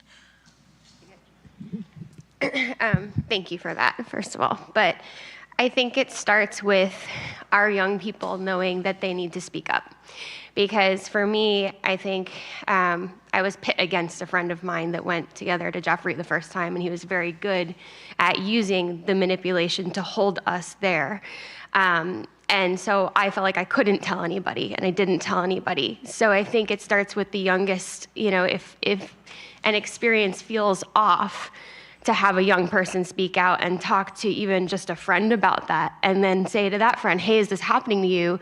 Then the two of them can talk to an adult, and then we're already making change because we're already taking it out of the dark. I think the secrecy was the hardest part in my own abuse, and meeting all of the survivor sisters in September absolutely changed my whole life. And so I do think if you can find community and if you can find the people who boost you, it's really important, but it starts with our youngest survivors. Thank you so much for that. And in fact, you brought up young survivors.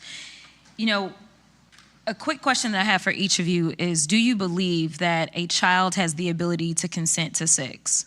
No. Okay. Interestingly enough, most of the time our laws, whether they're state or federal, acknowledge that as well. But I have a transcript and I won't go through it, but it relates to the case that stemmed out of here where they were trying to make it seem as if a child victim was a criminal. That was the focus of their questioning. So it is so frustrating because literally when I was in the state house in Texas, this is one of the things that I actually worked on, was making sure we changed the actual language in the code, specifically as we talked about child victims. So that brings me to kind of where we are on the federal level. And I'm gonna wrap up because of the time. I wanna make sure we stay on time.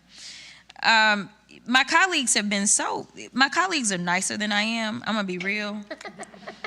They've used words like cover up, choice. For me, it's obstruction of justice. It's real clear, and that's just the lawyer in me. This is pure obstruction. Anyone else that would engage in this type of behavior would be charged with obstruction of justice, yet somehow because it's the Department of Justice, the ones that are supposed to enforce justice and law in this country, we're not calling a thing, but that's what it is. And so it is my hope that we understand that while these survivors have taken the time to come out, and some of them were outed unlawfully and absolutely need to have some semblance of justice because of that illegal outing, because our law was very clear, to be clear about that.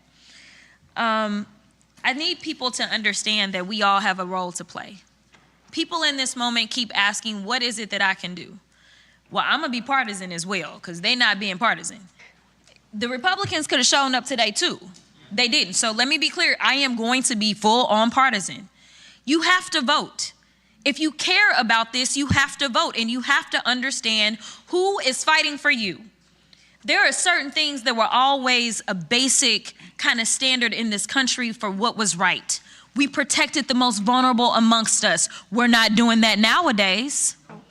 We made sure that we believed in quote unquote law and order, but we're not doing that nowadays. It is time to wake up.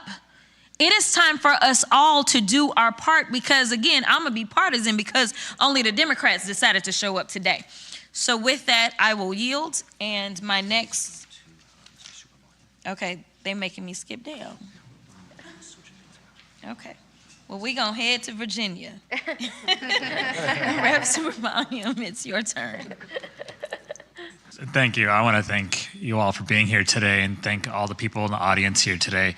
And I will just say that it's because of you that we had the Epstein Files Transparency Act passed, and the president himself had to sign it into law begrudgingly while in the background trying to figure out how to break it later on.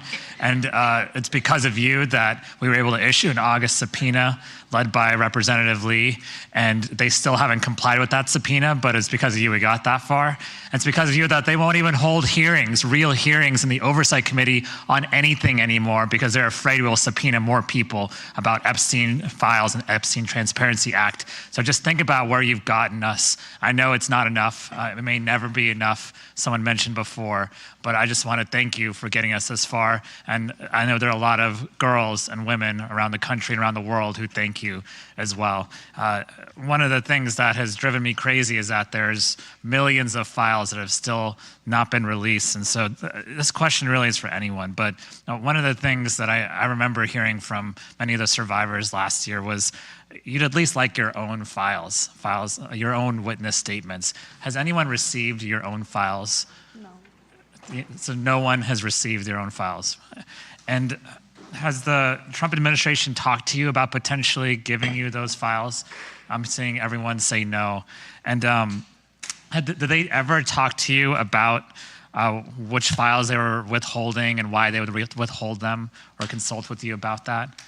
I'm seeing everyone shake their heads as well in the audience and all the witnesses we have today. And so I guess I would ask then, we're going to be talking to someone next week, Pam Bondi. And so do you have any suggestions on what we should ask her tomorrow? We can start with Ms. Wild or anyone who'd like to answer that. I think there's a lot to ask her, right? But do we believe anything that's going to come out of her mouth? Let's pretend yes. Yeah, okay. I definitely. Why? Who are we covering for? Like, you were willing to lose your job to cover up for these people. What do they have on you? Because I'd like to know. You're a woman, you're a mother, and you look at us, couldn't even look at the survivors. So what's your part in this? Can I add to that? Process. What was the process? And we would ask the same of Todd Blanche. What was the process for moving Ghislaine Maxwell? I can actually speak to three very specific things that you should ask her. Number one, there was hours of video surveillance taken by the lead investigator at the time outside of the home, watching people go in and out of the house. That has yet to be released, and we know it exists from the probable cause affidavit. Secondly, back in October of 2003, there's record evidence that there were surveillance inside the home because cash was stolen from Mr. Epstein by one of his workers, and Sarah Kellen showed police that video from inside the home. That means surveillance cameras in fact existed in the home. Where is that video? And then lastly, Maxwell photographed everything. She loved taking photographs of people. That was her passion. They have not released even a fraction of the photographs that Maxwell took. So I'm just going to add on to Danny's point about process and be a little more specific. So what transpired in advance of the files being released were a number of the lawyers who are in this room provided DOJ with lists of names. I think one lawyer provided about 300 names. And those names got released in the first batch. Many of those names got released in the first batch of files when they were dumped. The lawyer went back and said, these names need to be redacted. I'm just going to use Danny's as an example. I hope that's okay, Danny. So her lawyer went back and said, redact Danny Bensky's name.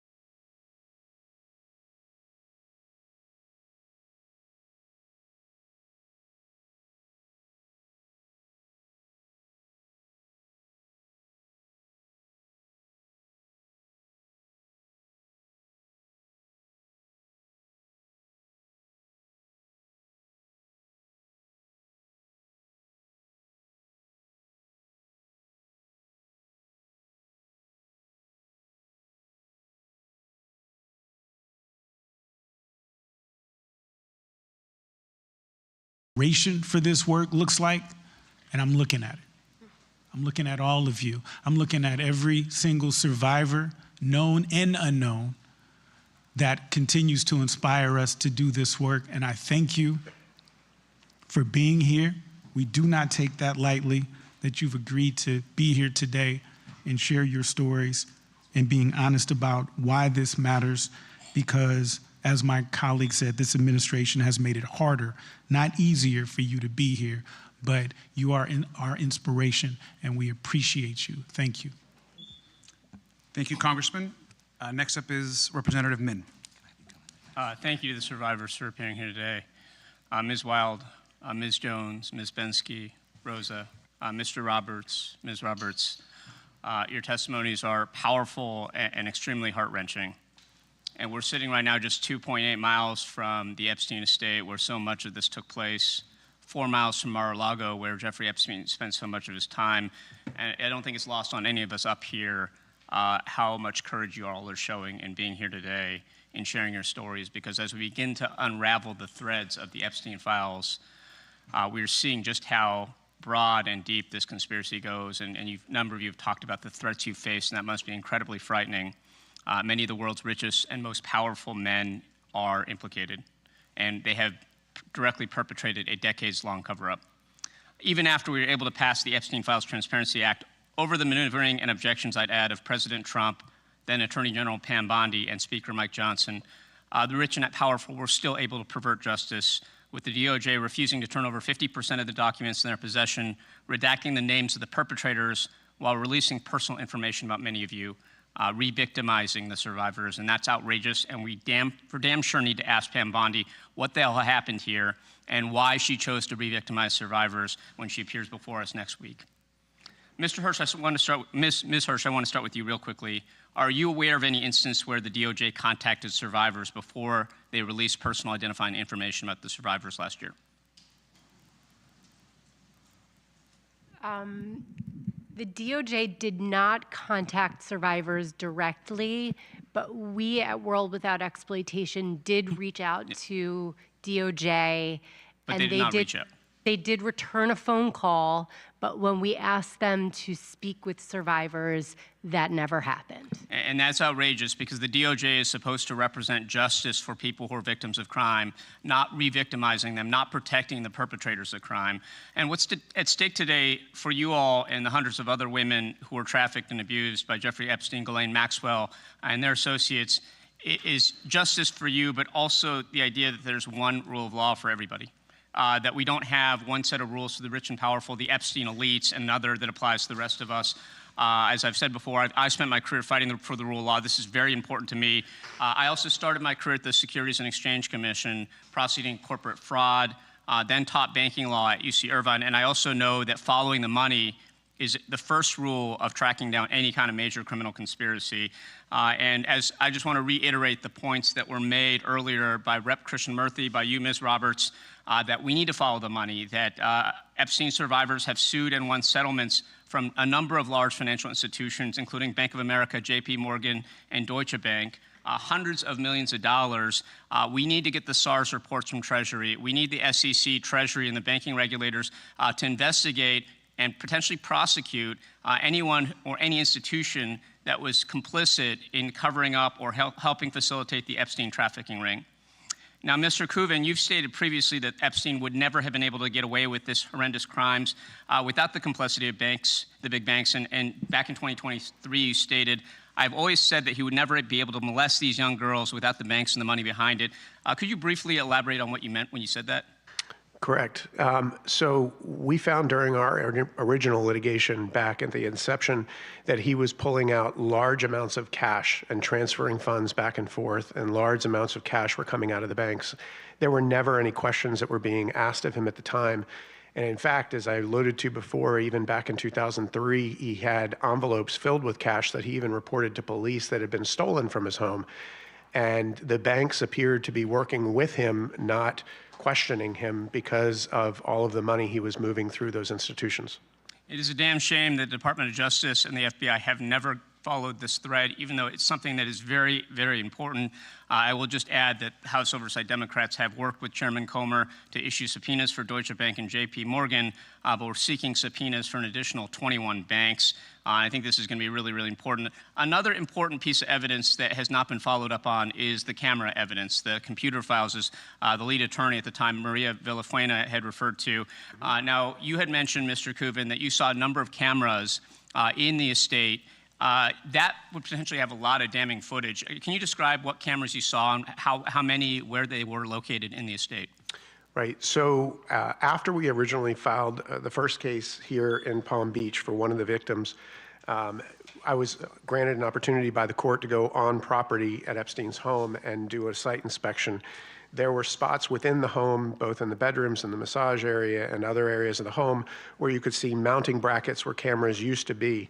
And then there were CPU or computer units that had been taken away. And then I was able to verify back in 2003, as I said, that Sarah Kellen had actually shown internal footage to the police department back then of someone that had allegedly taken money. So there was verifiable evidence that cameras were in fact in the home. Lastly, I represented a client in Manhattan who, when she was brought to the home in Manhattan, saw the entire network of cameras that was being utilized in the Manhattan mansion. None of that video has been released today. And in fact, lead attorney, I'll just close with this, Maria Villafuena, had said that that was a smoking gun, this evidence. They knew exactly where it was, and Alex Acosta, who was then the U.S. attorney,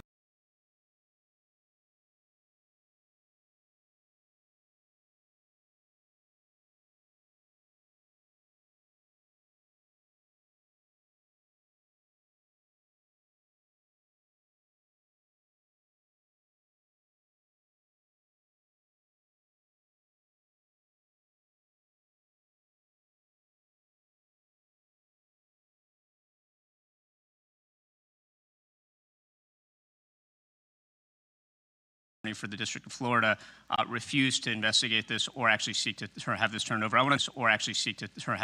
I want to thank you all again. Thank you for your courage in being here today. That I yield back. Thank you, Congressman. Next is Representative Randall. Thank you, Mr. Ranking Member, and thank you to each of you for being here today. I especially want to thank those of you who shared your stories about surviving unimaginable abuse. We thank you for your immense bravery, which we do over and over again, but also for your willingness to relive your trauma in pursuit of justice. I know you've waited far too long and are still waiting. You are seen and heard by every member of Congress in this room, and we will make sure that your stories are not ignored. Former Attorney General Bondi literally kept her back turned away from a room full of survivors. We've seen the photo.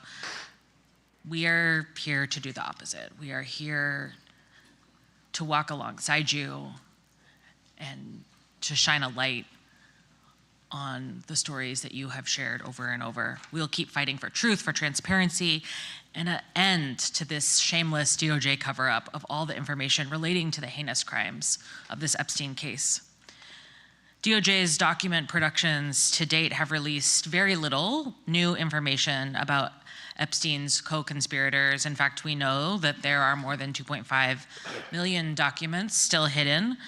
But unfortunately, as we have heard today, recent releases have exposed private and personal identifying information of survivors.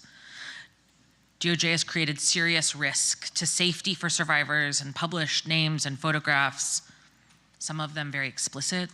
Survivors have also shared with the committee that in multiple instances, as we heard again today, loved ones didn't know that you had been abused by Epstein until that information was released publicly. Every Oversight Democrat sent Pam Bondi a letter back in February to express alarm at DOJ for publishing survivor names and photographs thousands of times, while taking special care to redact information that could be crucial for bringing justice and holding perpetrators of abuse accountable. The sheer amount of personal identifiable information released after survivors got assurances from DOJ that they would be protected raises the question of whether this is just incompetence or, far more likely, deliberate witness intimidation.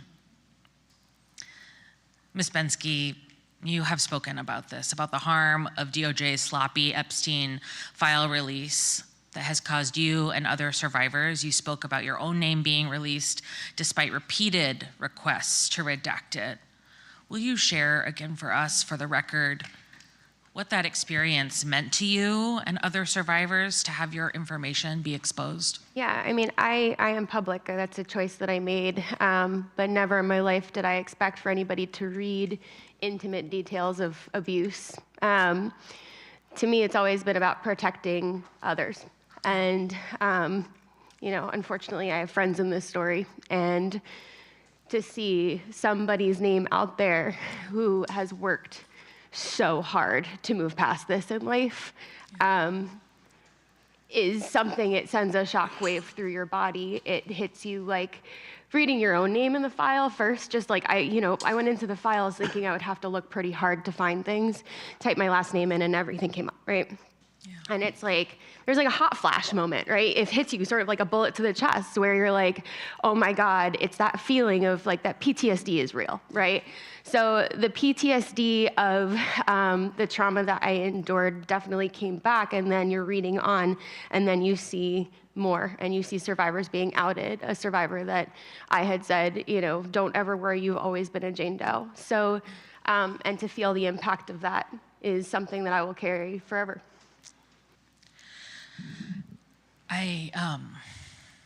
I'm sorry.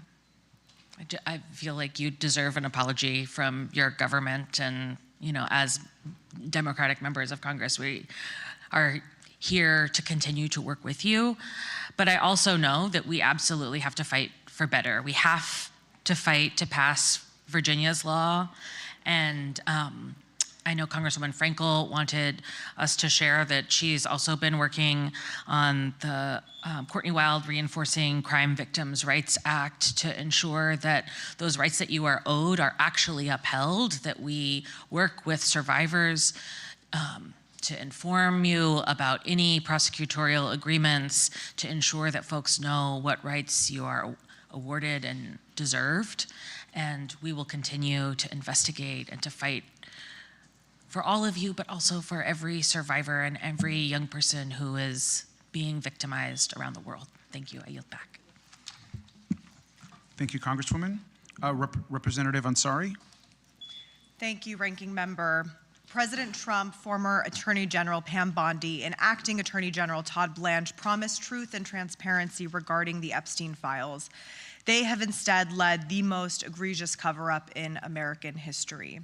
Despite their public assurances, Pam Bondi released Epstein files at an excruciatingly slow pace, and when she did, as we heard in powerful testimony today, protected the names of rich and powerful men who committed the crimes while revealing the identities of survivors.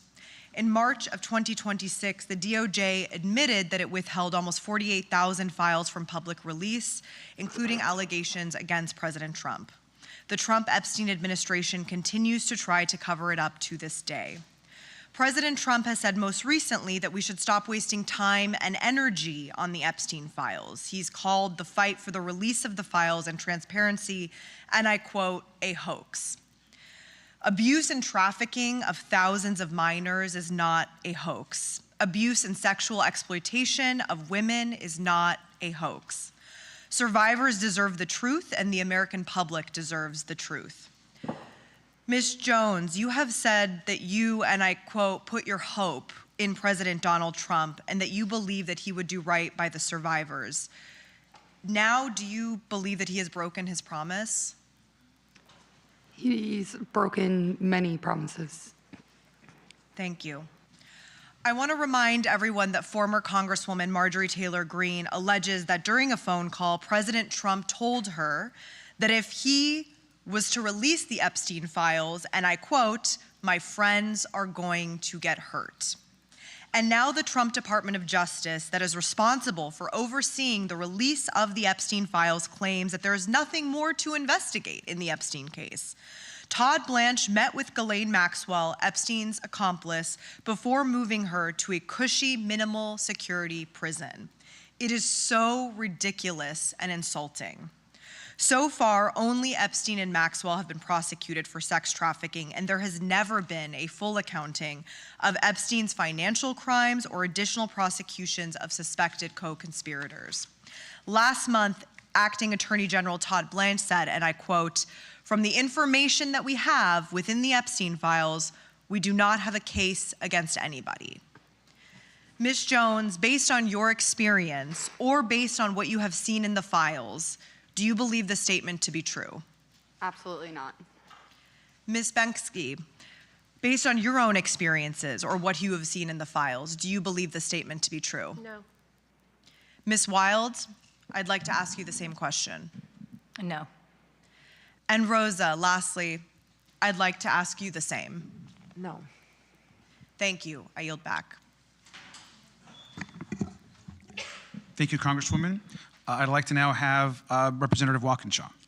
Thank you, Ranking Member, and thank you all for being here. Walking into this room and telling your stories again takes tremendous courage. And I've heard a lot of the stories from survivors, and like everybody, I'm struck by the courage, the commitment to justice for Epstein, Maxwell, and everyone involved in these crimes, but I'm most struck by your commitment to protecting every child and every potential victim of sexual abuse or assault. Epstein, Maxwell, and their co-conspirators shattered lives. They targeted vulnerable women and girls, objectifying and attempting to silence them. They were protected by their wealth, their power, their privilege. We can see it here in Palm Beach. And as we've heard today, their ability to commit these crimes reflects a systemic and intentional failure by the very institutions meant to protect you. Our government lets you down when you deserve protection and justice for the crimes that were committed against you. And we're here today to try to do our part to correct some of these failures. And we're not going to stop until the truth comes out, the extent of the crimes, the involvement of all of the co-conspirators is revealed. I want to focus on two patterns that have emerged today. First, Epstein and Maxwell weaponizing immigration status and travel documents against survivors, confiscating passports, holding visas hostage to trap women and girls in their orbit.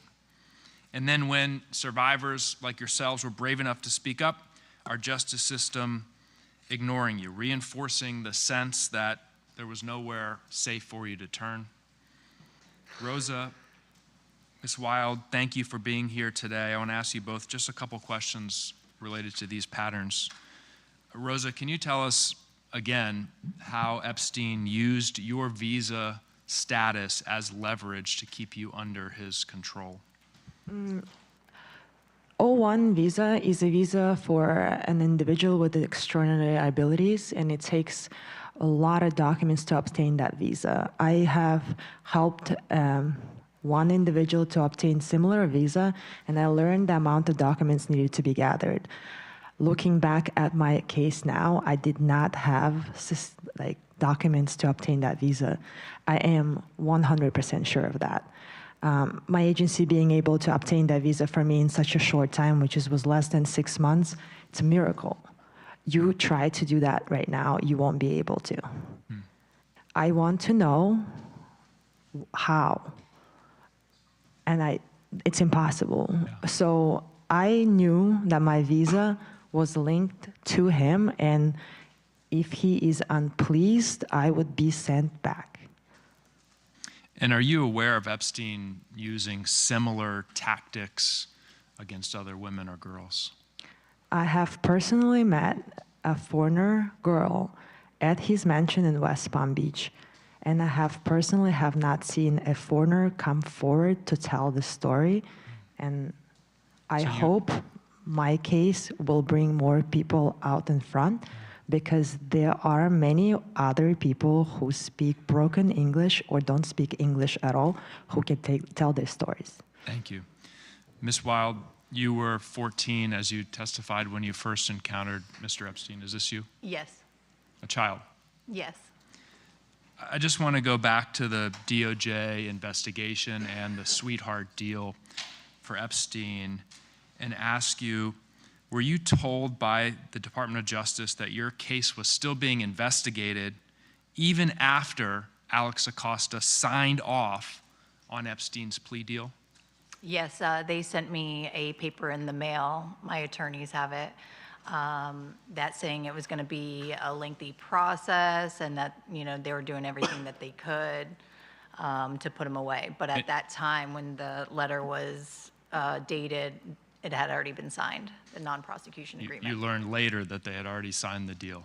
Yes. So that letter they sent you was a lie. They lied to you. Yes. Yeah. Thank you. Thank you both. I yield back.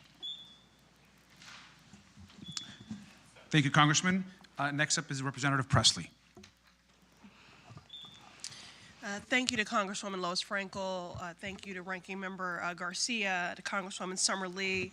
Your efforts made today possible, and of course, thanks to our courageous survivors. I've been on this committee since I was a freshman, and Elijah Cummings, the great Elijah Cummings, our chair at the time, would often remind us that the role of the Committee on Oversight, our mandate, is to be an efficient and effective pursuit of the truth. Now, that pursuit is what brings House Democrats here today. Because instead of Epstein's victims being met with efficiency, they've been met with obstruction and delays by law enforcement and by the Department of Justice. Instead of Epstein's victims being met with effectiveness, they've been met with systemic cover-up. And I would add cowardice of those who were intimidated by the power and the privilege of Jeffrey Epstein, Ghislaine Maxwell, and their co-conspirators. So today, we are here to shine a light, because sunlight is the best disinfectant. We are here to shine a light on the corruption, on the failures of this investigation. But most of all, we are here to center the survivors, to center the courageous. Survivors who are grown women before you, but who were children. Children whose innocence was corrupted, whose bodies were violated, whose dreams were destroyed, whose lives were irrevocably changed.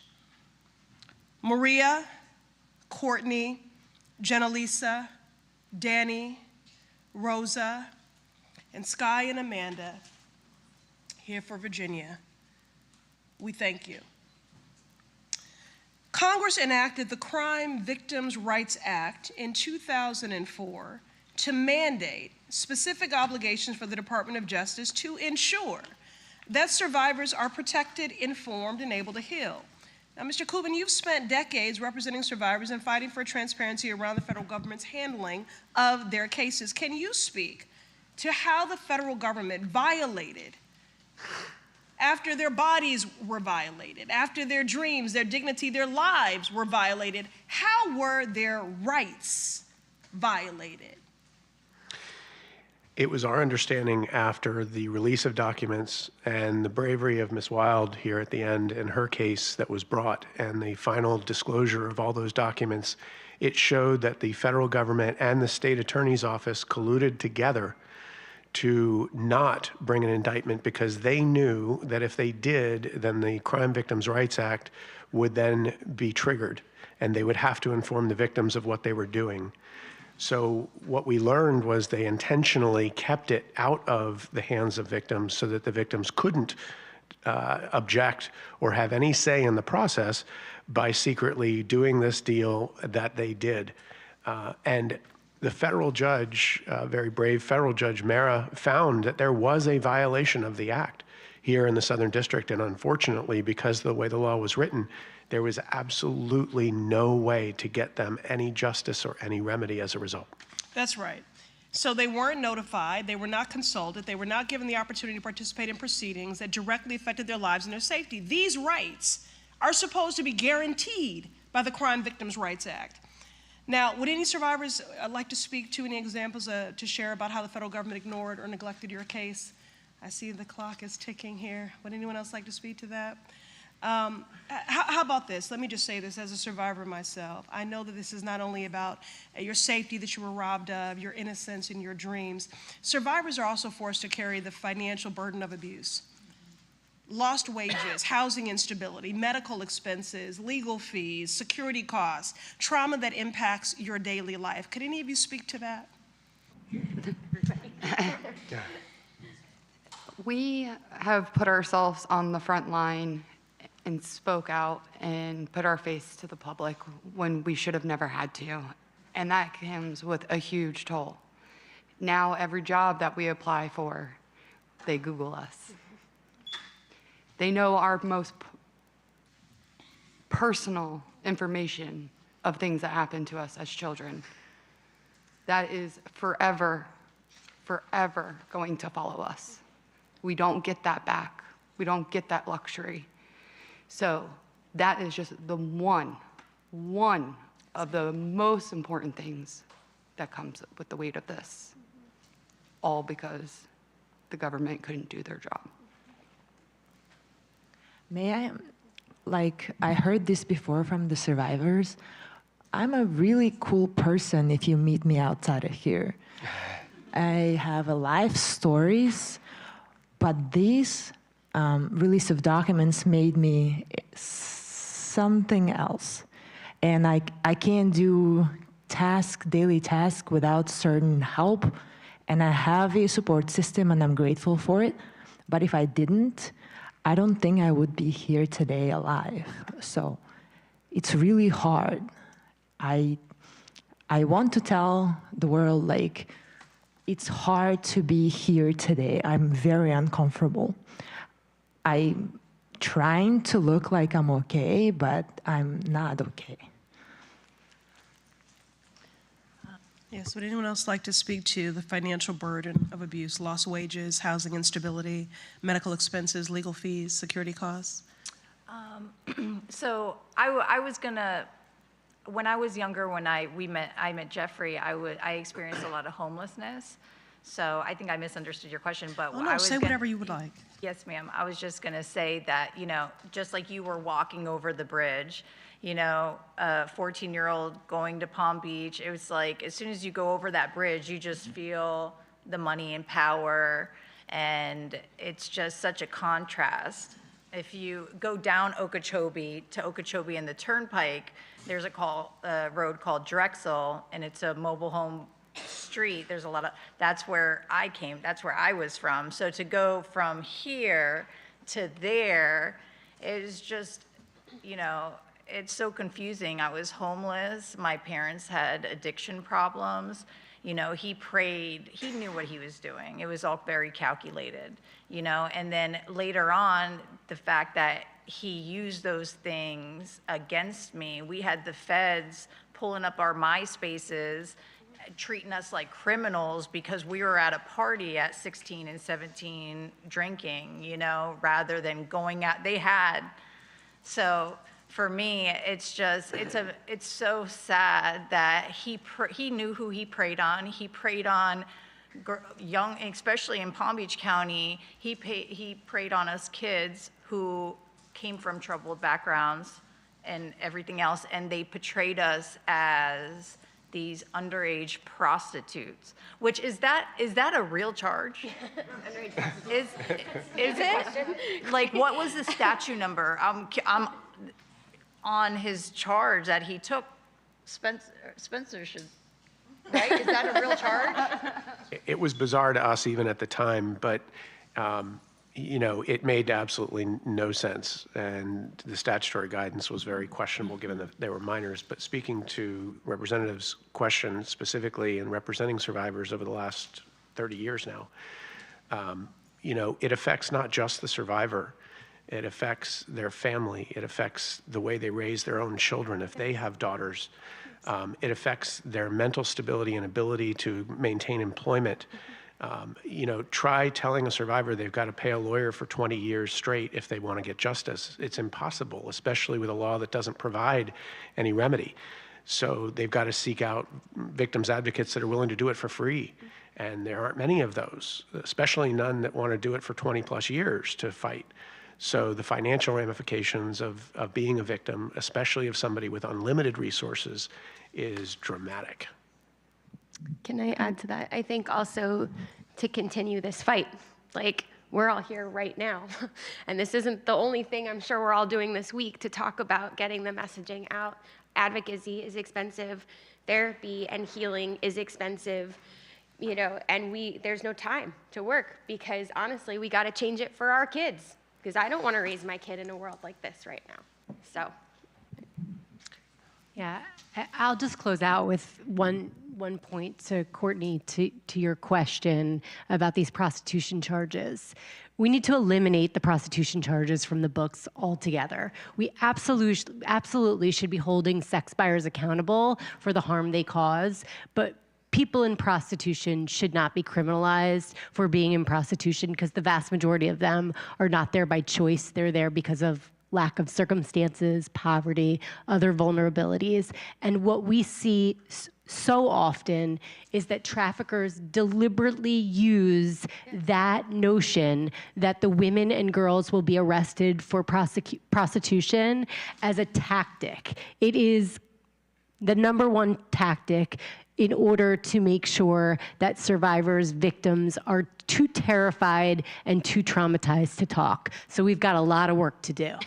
And I just want to, again, I thank you all and thank you for being prescriptive with a number of the legislative responses to address these systemic harms. I'll just say that there is no amount of compensation that could ever fully account for what was stolen. But every single survivor certainly deserves much more than sympathy. And that is the work that I'm committed to doing alongside of you legislatively. Thank you. Thank you. Thank you, Congresswoman. I'd like to turn it over now to Representative Frankel. Thank you. Thank you again for being here. Let me just start with Courtney. You and I met many, many years ago. And just to let you know, I took for heart what you said. And myself and colleagues, Democratic Women's Caucus, we have filed a bill many years in a row named after you to make sure we can get these rights that you talked about. And the Courtney Wild bill would assert that the victims of federal crimes are entitled to all the rights guaranteed under the original Crime Victim Rights Act, regardless of if the charges are filed in court. And then it lists out a whole set of criteria. So I want to thank you for your bravery. We're still trying to get that bill passed. It's a little difficult under the circumstances, but we're going to keep trying. And thank you so much for your persistence. Yes.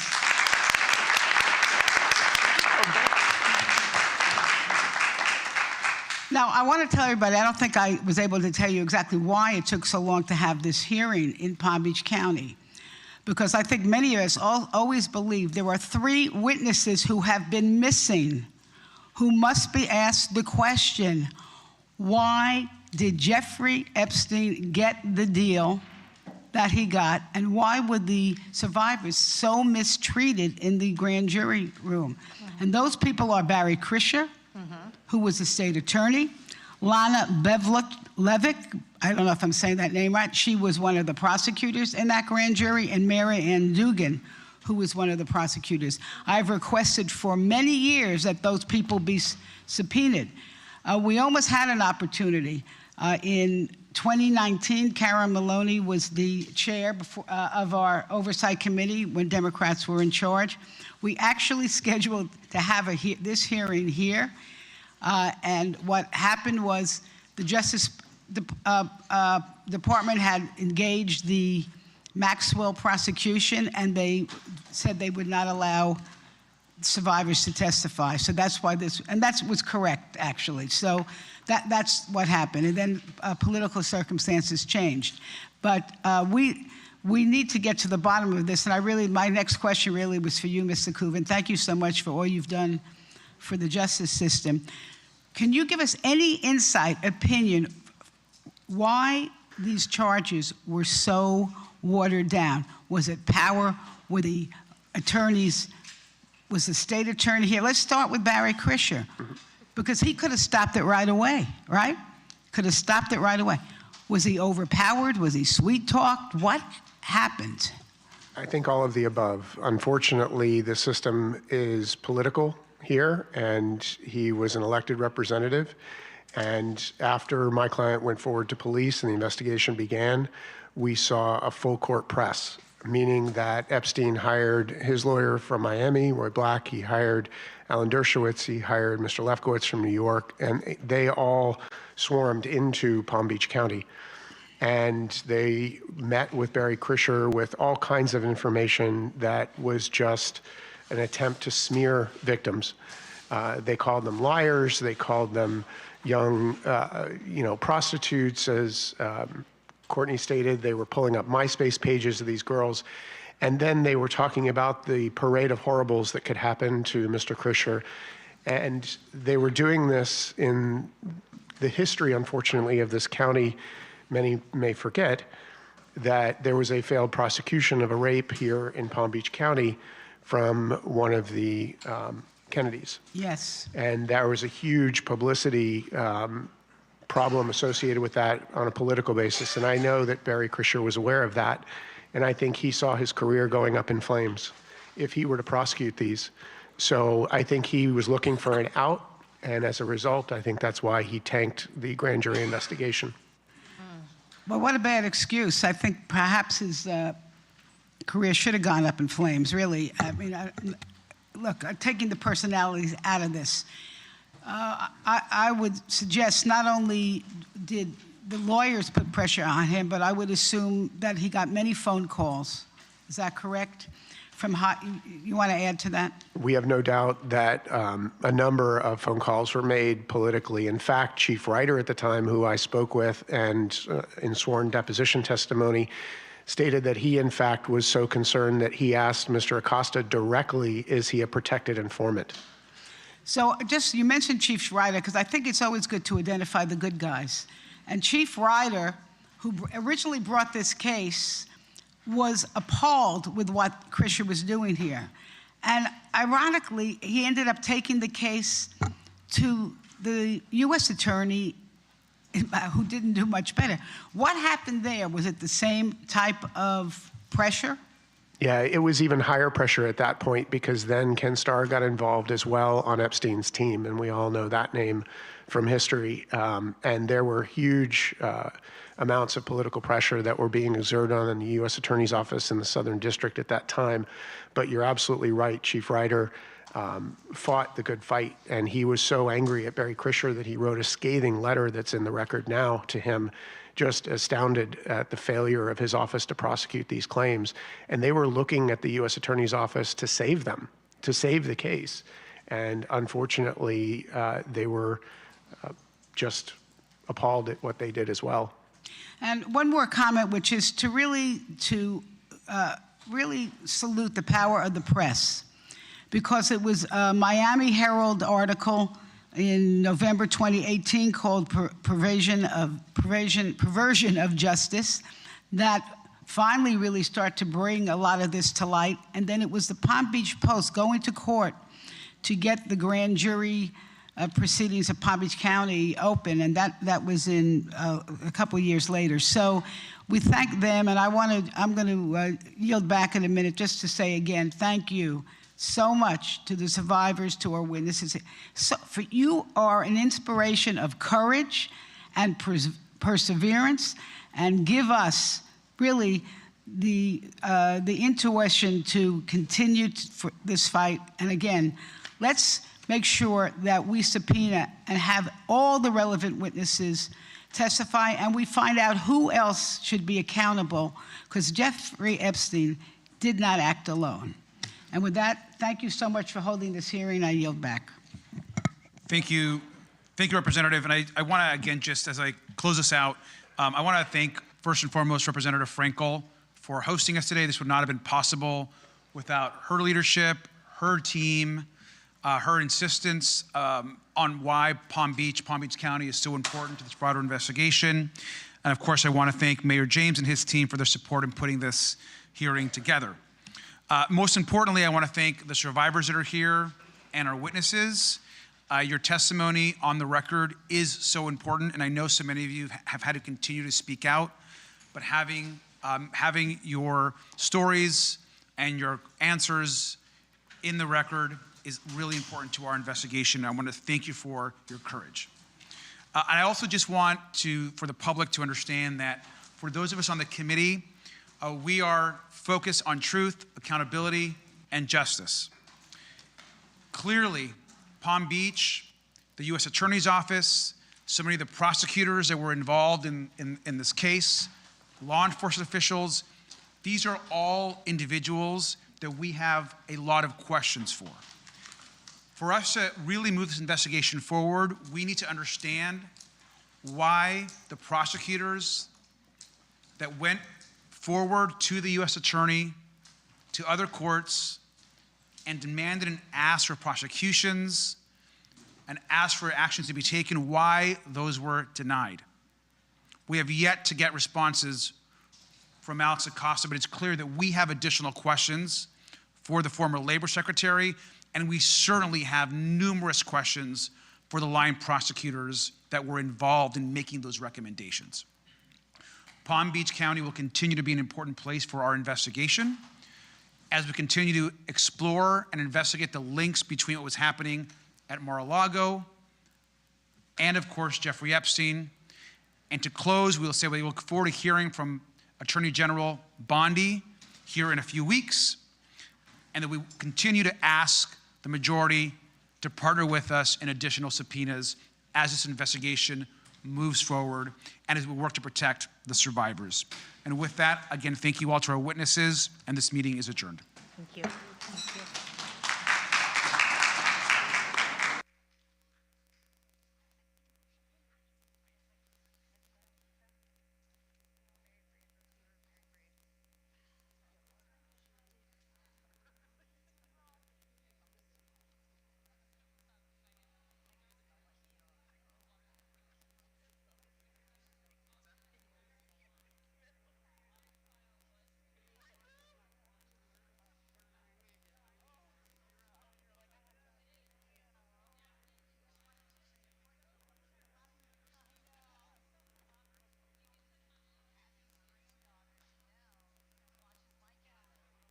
Previously that Epstein would never have been able to get away with this horrendous crimes without the complicity of banks, the big banks. And back in 2023, you stated, "I've always said that he would never be able to molest these young girls without the banks and the money behind it." Could you briefly elaborate on what you meant when you said that? Correct. So we found during our original litigation back at the inception that he was pulling out large amounts of cash and transferring funds back and forth, and large amounts of cash were coming out of the banks. There were never any questions that were being asked of him at the time. And in fact, as I alluded to before, even back in 2003, he had envelopes filled with cash that he even reported to police that had been stolen from his home. And the banks appeared to be working with him, not questioning him, because of all of the money he was moving through those institutions. It is a damn shame that the Department of Justice and the FBI have never followed this thread, even though it's something that is very, very important. I will just add that House Oversight Democrats have worked with Chairman Comer to issue subpoenas for Deutsche Bank and JP Morgan, but we're seeking subpoenas for an additional 21 banks. I think this is going to be really, really important. Another important piece of evidence that has not been followed up on is the camera evidence, the computer files, as the lead attorney at the time, Maria Villafuena, had referred to. Now, you had mentioned, Mr. Kubin, that you saw a number of cameras in the estate. That would potentially have a lot of damning footage. Can you describe what cameras you saw and how many, where they were located in the estate? Right. So after we originally filed the first case here in Palm Beach for one of the victims, I was granted an opportunity by the court to go on property at Epstein's home and do a site inspection. There were spots within the home, both in the bedrooms and the massage area and other areas of the home, where you could see spots within the home, both in the bedrooms and the massage area and other areas of the home, where you could see mounting brackets where cameras used to be. And then there were CPU or computer units that had been taken away. And then I was able to verify back in 2003, as I said, that Sarah Kellen had actually shown internal footage to the police department back then of someone that had allegedly taken money. So there was verifiable evidence that cameras were in fact in the home. Lastly, I represented a client in Manhattan who, when she was brought to the home in Manhattan, saw the entire network of cameras that was being utilized in the Manhattan mansion. None of that video has been released today. And in fact, lead attorney, I'll just close with this, Maria Villafuena had said that that was a smoking gun, this evidence. They knew exactly where it was, and Alex Acosta, who was then the U.S. Attorney for the District of Florida, refused to investigate this or actually seek to have this turned over. I want to thank you all again. Thank you for your courage in being here today. That I yield back. Thank you, Congressman. Next is Representative Randall. Thank you, Mr. Ranking Member, and thank you to each of you for being here today. I especially want to thank those of you who shared your stories about surviving unimaginable abuse. We thank you for your immense bravery, which we do over and over again, but also for your willingness to relive your trauma in pursuit of justice. I know you've waited far too long and are still waiting. You are seen and heard by every member of Congress in this room, and we will make sure that your stories are not ignored. Former Attorney General Bondi literally kept her back turned away from a room full of survivors. We've seen the photo. We are here alongside you and to shine a light on the stories that you have shared over and over. We'll keep fighting for truth, for transparency, and an end to this shameless DOJ cover-up of all the information relating to the heinous crimes of this Epstein case. DOJ's document productions to date have released very little new information about Epstein's co-conspirators. In fact, we know that there are more than 2.5 million documents still hidden. But unfortunately, as we have heard today, recent releases have exposed private and personal identifying information of survivors. DOJ has created serious risk to safety for survivors and published names and photographs, some of them very explicit. Survivors have also shared with the committee that in multiple instances, as we heard again today, loved ones didn't know that you had been abused by Epstein until that information was released publicly. Every oversight Democrat sent Pam Bondi a letter back in February to express alarm at DOJ for publishing survivor names and photographs thousands of times, while taking special care to redact information that could be crucial for bringing justice and holding perpetrators of abuse accountable. The sheer amount of personal identifiable information released after survivors got assurances from DOJ that they would be protected raises the question of whether this is just incompetence or, far more likely, deliberate witness intimidation. Ms. Bensky, you have spoken about this, about the harm of DOJ's sloppy Epstein file release that has caused you and other survivors. You spoke about your own name being released despite repeated requests to redact it. Will you share again for us, for the record, what that experience meant to you and other survivors to have your information be exposed? Yeah, I mean, I am public. That's a choice that I made, but never in my life did I expect for anybody to read intimate details of abuse. To me, it's always been about protecting others. And, you know, unfortunately, I have friends in this story. And to see somebody's name out there who has worked so hard to move past this in life is something, it sends a shockwave through your body. It hits you like reading your own name in the file first, just like I went into the files thinking I would have to look pretty hard to find things, type my last name in and everything came up, right? And it's like, there's like a hot flash moment, right? It hits you sort of like a bullet to the chest where you're like, oh my God, it's that feeling of like that PTSD is real, right? So the PTSD of the trauma that I endured definitely came back, and then you're reading on, and then you see more, and you see survivors being outed, a survivor that I had said, you know, don't ever worry, you've always been a Jane Doe. So, and to feel the impact of that is something that I will carry forever.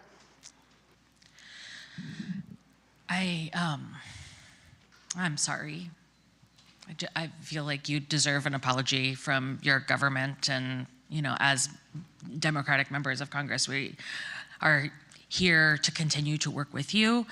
But I also know that we absolutely have to fight for better. We have to fight to pass Virginia's law, and I know Congresswoman Frankel wanted us to share that she's also been working on the Courtney Wild Reinforcing Crime Victims' Rights Act to ensure that those rights that you are owed are actually upheld, that we work with survivors to inform you about any prosecutorial agreements, to ensure that folks know what rights you are awarded and deserved. And we will continue to investigate and to fight for all of you, but also for every survivor and every young person who is being victimized around the world. Thank you. I yield back. Thank you, Congresswoman. Representative Ansari. Thank you, Ranking Member. President Trump, former Attorney General Pam Bondi, and Acting Attorney General Todd Blanche promised truth and transparency regarding the Epstein files. They have instead led the most egregious cover-up in American history. Despite their public assurances, Pam Bondi released Epstein files at an excruciatingly slow pace, and when she did, as we heard in powerful testimony today, protected the names of rich and powerful men who committed the crimes while revealing the identities of survivors. In March of 2026, the DOJ admitted that it withheld almost 48,000 files from public release, including allegations against President Trump. The Trump-Epstein administration continues to try to cover it up to this day. President Trump has said most recently that we should stop wasting time and energy on the Epstein files. He's called the fight for the release of the files and transparency, and I quote, a hoax. Abuse and trafficking of thousands of minors is not a hoax. Abuse and sexual exploitation of women is not a hoax. Survivors deserve the truth, and the American public deserves the truth. Ms. Jones, you have said that you, and I quote, put your hope in President Donald Trump and that you believe that he would do right by the survivors. Now, do you believe that he has broken his promise? He's broken many promises. Thank you. I want to remind everyone that former Congresswoman Marjorie Taylor Greene alleges that during a phone call, President Trump told her that if he was to release the Epstein files, and I quote, my friends are going to get hurt. And now the Trump Department of Justice that is responsible for overseeing the release of the Epstein files claims that there is nothing more to investigate in the Epstein case. Todd Blanche met with Ghislaine Maxwell, Epstein's accomplice, before moving her to a cushy, minimal security prison. It is so ridiculous and insulting. So far, only Epstein and Maxwell have been prosecuted for sex trafficking, and there has never been a full accounting of Epstein's financial crimes or additional prosecutions of suspected co-conspirators. Last month, Acting Attorney General Todd Blanche said, and I quote, from the information that we have within the Epstein files, we do not have a case against anybody. Ms. Jones, based on your experience or based on what you have seen in the files, do you believe the statement to be true? Absolutely not. Ms. Bensky, based on your own experiences or what you have seen in the files, do you believe the statement to be true? No. Ms. Wild, I'd like to ask you the same question. No. And Rosa, lastly, I'd like to ask you the same. No. Thank you. I yield back. Thank you, Congresswoman. I'd like to now have Representative Walkinshaw. Thank you, Ranking Member, and thank you all for being here. Walking into this room and telling your stories again takes tremendous courage. And I've heard a lot of the stories from survivors, and like everybody, I'm struck by the courage, the commitment to justice for Epstein, Maxwell, and everyone involved in these crimes. But I'm most struck by your commitment to protecting every child and every potential victim of sexual abuse or assault. Epstein, Maxwell, and their co-conspirators shattered lives. They targeted vulnerable women and girls, objectifying and attempting to silence them. They were protected by their wealth, their power, their privilege. We can see it here in Palm Beach. And as we've heard today, their ability to commit these crimes reflects a systemic and intentional failure by the very institutions meant to protect you. Our government lets you down when you deserve protection and justice for the crimes that were committed against you. And we're here today to try to do our part to correct some of these failures. And we're not going to stop until the truth comes out, the extent of the crimes, the involvement of all of the co-conspirators is revealed. I want to focus on two patterns that have emerged today. First, Epstein and Maxwell weaponizing immigration status and travel documents against survivors, confiscating passports, holding visas hostage to trap women and girls in their orbit. And then when survivors like yourselves were brave enough to speak up, our justice system ignoring you, reinforcing the sense that there was nowhere safe for you to turn. Rosa, Ms. Wild, thank you for being here today. I want to ask you both just a couple questions related to these patterns. Rosa, can you tell us again how Epstein used your visa status as leverage to keep you under his control? O1 visa is a visa for an individual with extraordinary ability. When you are violated in such a way as a child, it changes on a very foundational and deep level who you are forever. Your ability to love, to receive love.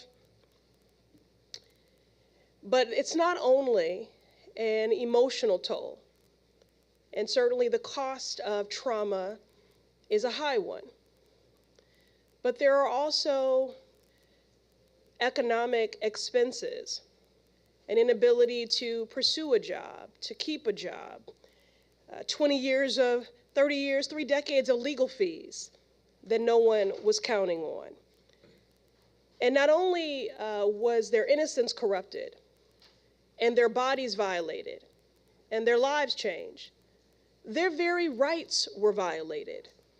The Crime Victims' Rights Act grants individuals who are victims of federal crimes specific enforceable rights, including protection from the accused, reasonable, accurate, and timely notice of public proceedings, and the right to be heard. It ensures victims are treated with fairness, dignity, and respect. Well, that did not happen. Their rights were violated. And I'm working closely with survivors for a legislative fix of restorative justice. That's what brings us here today, to learn from the survivors, to identify failures, to hold predators and abusers accountable. And although I commend the survivors for their courage, I look forward to a day where survivors do not have to relive their trauma in order to compel action from their government.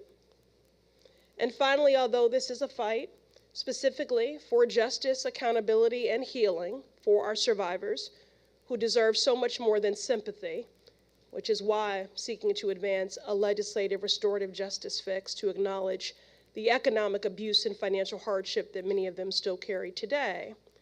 But this is a fight for all survivors that are victims of sexual assault and human trafficking.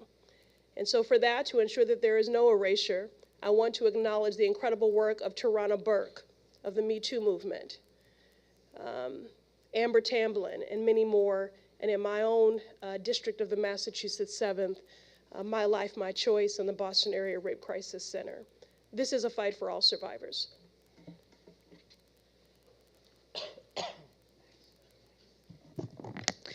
Good afternoon. I'm Melanie Stansbury, and I am very deeply proud to represent New Mexico's 1st Congressional District and to be part of a state delegation in New Mexico that is seeking to turn the Epstein files into Epstein trials. As we stand here today, New Mexico is the first and only state to pass a state law to investigate this case. And what I think is extraordinary about today, and I want to acknowledge Congresswoman Frankel, is that this is the first congressional hearing on this case to ever be held in West Palm Beach. Think about that. The first criminal allegation against Jeffrey Epstein happened more than 25 years ago in this community. Police looked the other way. Your state Attorney General looked the other way. Our national and federal attorney generals and investigatory bodies looked the other way. The FBI had gobs of evidence that there were criminal enterprises going on here in this community that included the exploitation of children, the trafficking of children across state lines, international trafficking of children and women, and financial crimes. And over the last 2.5 decades, not a single congressional hearing has been held on this case here in this community where it all started. And so I want to say thank you to Congresswoman Frankel and to our soon-to-be chair of the Oversight Committee, because we would not be here if it were not for them and for the survivors who were brave enough to show up today and to tell their stories on camera for the world to hear. Now, I just want to say this as I close out my comments. There are lots of discussions about the failure of the system to hold Jeffrey Epstein, Ghislaine Maxwell, and the potentially dozens of men who exploited young girls and trafficked and participated in the sexual exploitation of survivors. But this was not an isolated incident of failures of a system. This is a system that was designed to exploit children. It was a system that protected the wealthy and powerful, and it was a system that intentionally chose not to prosecute Jeffrey Epstein under federal law, which enabled him to commit potentially hundreds of other cases of rape, abuse, grooming, and transnational sex trafficking.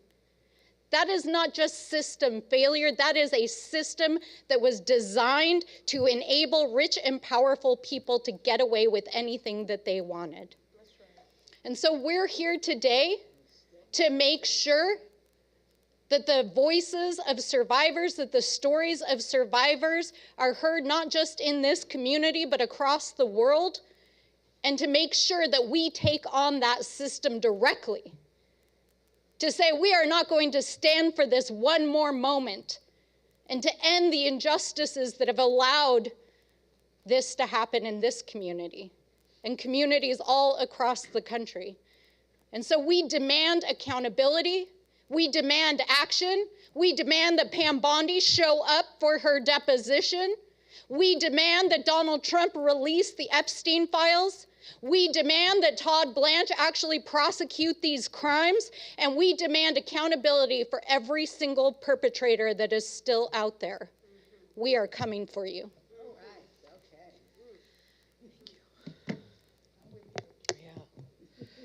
I'm Emily Randall. I represent Washington State's 6th District, and I have been moved over and over and over by the stories of such brave women who are forced by a system of power to relive their trauma over and over and over in pursuit of justice. And what I hear from my neighbors, and I know that my colleagues hear from the American people across the country, is that this case isn't only about survivors of Epstein's trafficking and sexual crimes, but it is about survivors everywhere who finally feel a little bit of hope that their stories will be listened to and that they will be able to imagine a future in which there is justice.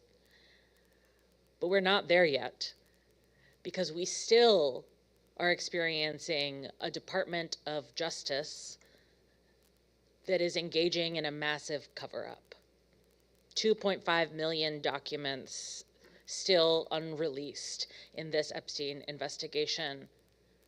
And yet, the release over and over and over again, thousands of times, of the names and personally identifying information of survivors. There's nothing else to call that but witness intimidation, because it cannot be accidental, the number of times that co-conspirators and powerful men have their names redacted in the files and survivors' names are unredacted.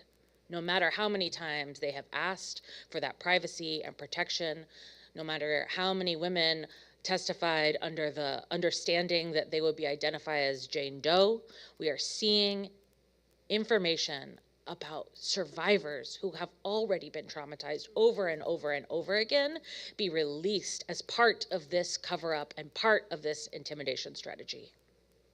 We are going to continue to fight so that those who are actually culpable, the dozens, hundreds of people who are actually culpable, have their day in the sunlight, that we record their testimony, that we investigate this to the full extent, and we are committed every day to working alongside the survivors to ensure that they are protected to the best of our abilities. Thank you. Hi, everyone. Yasmin Ansari, Congresswoman from Arizona's 3rd District. I was a child just a few years younger than many of the women who testified today when Jeffrey Epstein was carrying out his heinous crimes right here in West Palm Beach. These women were girls at the time, over 1,000 girls. Girls who should have been protected, but girls who were failed by adults, by institutions, and by their government. And what happened here in West Palm Beach and across the country and across the world was not simply just about the evil of one man. It was a systemic failure that was shaped by inequality, by influence, and by impunity. All of this has been exacerbated by the most corrupt administration in American history, carrying out the most egregious cover-up in American history. And this systemic failure requires systemic solutions. In the minority, oversight Democrats, led by Ranking Member Garcia, have forced everything that has gotten us to this point today. We would not be here if it were not for Democrats on the Oversight Committee pushing every subpoena, pushing for these depositions, pushing for these transcribed interviews, pushing for Pam Bondi to come before the Oversight Committee. This has been an egregious cover-up by the Trump administration, but also a complete abdication of responsibility by Republicans on the Oversight Committee, barring a few, and by Republican Chairman James Comer.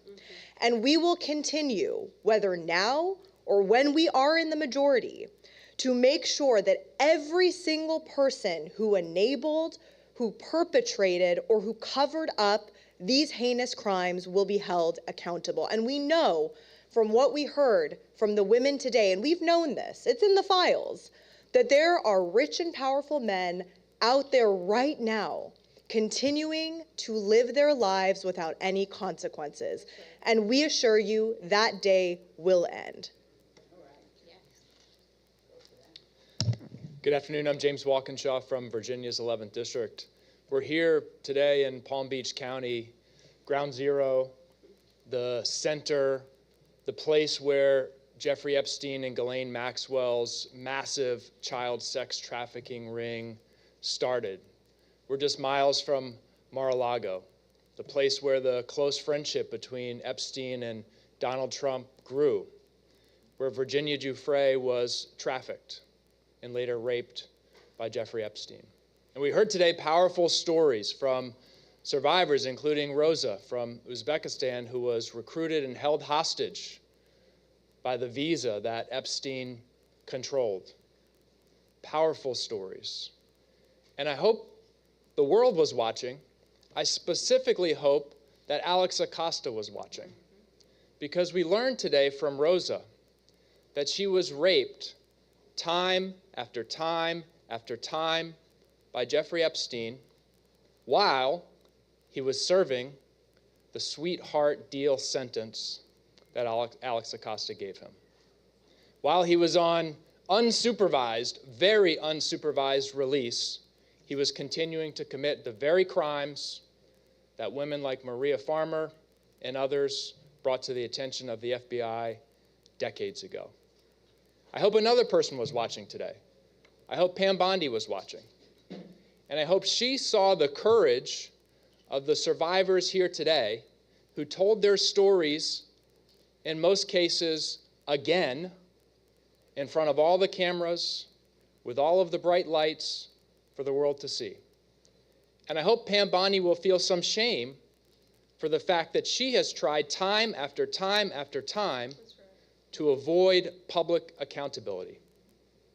She wants to answer questions behind closed doors, in private, where the world can't see it, with no video. Well, Pam Bondi, that is not good enough. That is not good enough. You need to show 1 ounce of the courage that the women here today showed. They deserve your public testimony on video. The American people deserve it too. I'll go back to the ranking member. Thank you. And we're going to open up for a couple of questions. Before I do, I want to say a couple important things as we close. Number one, I hope today reminds the public that this investigation is not a hoax and that it's not over, and that unlike Todd Blanche, the acting AG, who just a week ago said that the DOJ was moving on from the Epstein investigation, we understand that it is alive and well and moving forward, and we have a lot of work to do ahead of us. And the second thing is, for this community, it's important for the folks of Palm Beach County, Palm Beach, West Palm Beach to understand and to know that there's a lot of folks that worked for law enforcement, that were lawyers involved in this case, that were investigators, or that have heard stories or know information or evidence that we want to access. So I encourage anyone from the Palm Beach community that may have information about Jeffrey Epstein, Ghislaine Maxwell, the crimes, or the cover-ups that happened, to please contact the Oversight Committee. We have a protected system, a whistleblower system, that we encourage you to please access if you have information that could help us in our investigation. And with that, I'll open it up for any questions. Your last interview now as a committee is scheduled for July 15th. Do you expect that there will be more before the election? How many and who, by name if you can, do each of you most want to hear from as your investigation continues? Look, we're working right now through a list of additional subpoenas that we want to get through. Some we're communicating directly with the majority on, so we're waiting to see if they move on those or not.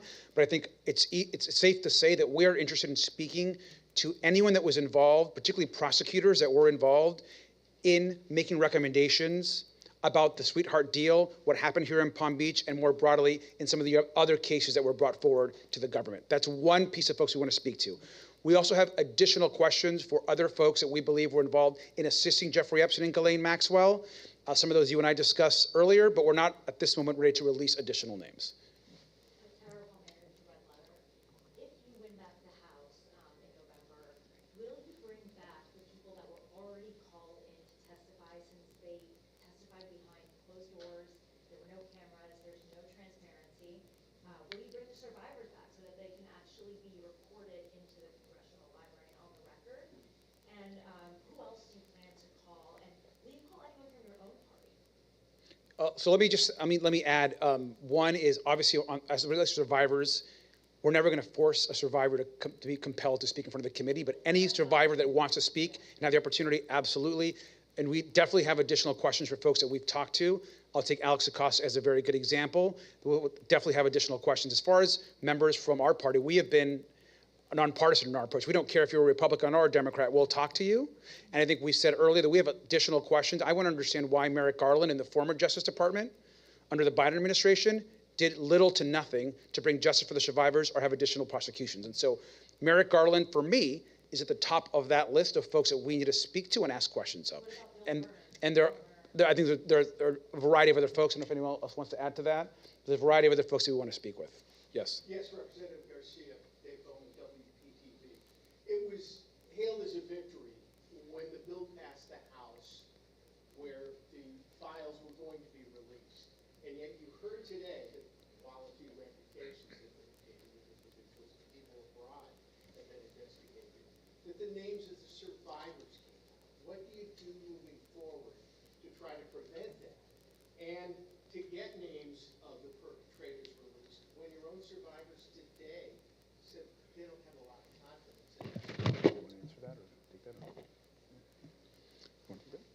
Yeah, I mean, I put the blame squarely on former Attorney General Pam Bondi for that. She has had a direct hand in this cover-up from the beginning. Not only did they move slowly, but they were sloppy. We heard from survivors, as you mentioned, that their lives have been destroyed while names of men and co-conspirators who committed the crimes were redacted. So I think that there needs to be that's why we need to hear from Pam Bondi at the end of this month, under oath, on camera in front of the American people, because she is to blame for this. And there should be, I believe, accountability for her and for what she did here. She has ruined lives. I mean, we heard such devastating stories today about people's children hearing these stories for the first time, women whose details of their sexual assault and abuse was revealed because of the botching of these files. The law was very clear that any personally identifiable information as it pertains to survivors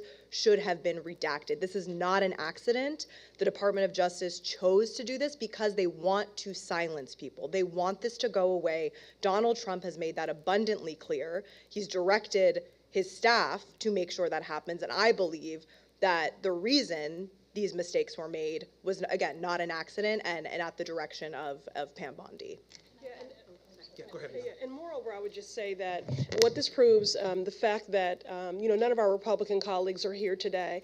For Democrats, this is not a midterm campaign strategy. This is not about political gamesmanship or upsmanship, but clearly for them, fighting for the naming the Epstein files in their campaigning. The Epstein files, by the way, are real people. These are real people's lives, right? That was just purely political for them. As proven by their obstruction and by their defiance and their unwillingness to comply with legally binding subpoenas. And then finally, I would just say, something that really just stayed with me today. There have been so many instances of insult to injury. Not only were vile acts committed by this vermin in their predator, pedophile Ponzi scheme that is a lifetime sentence for these survivors. This trauma is showing up and manifesting in their lives in so many ways. But it is insult to injury that there was an institutional betrayal by law enforcement, by the Department of Justice, and now today by House Republicans. And their rights were not honored in the Crime Victims' Rights Act. And the fact, as Congresswoman Randall speaks to, that their names have been unredacted. That was some of the most devastating testimony here today. It is insult to injury. And in the words of Virginia Giuffre, we need to know who the monsters are. We need to follow every single road. We don't care if they're Democrat, Republican, independent, what state they live in, what their job is, if they're a politician, if they're a president, or if even they are a prince. We will follow all roads because this is not political for us. This is deeply personal. This is about these survivors and their families. And every monster, in the words of Virginia Giuffre, needs to be named and shamed because they could still be out there committing these evil, vile acts. Okay, last question. Yeah, I just want to know if former state attorney, Mr. if he's been invited to testify, and what could his testimony yield to the public? What I can say is that we have invited some former Florida officials to testify voluntarily. That has yet to happen, and so we are prepared to compel testimony in the future. That's something that we're looking at right now. Thank you very much.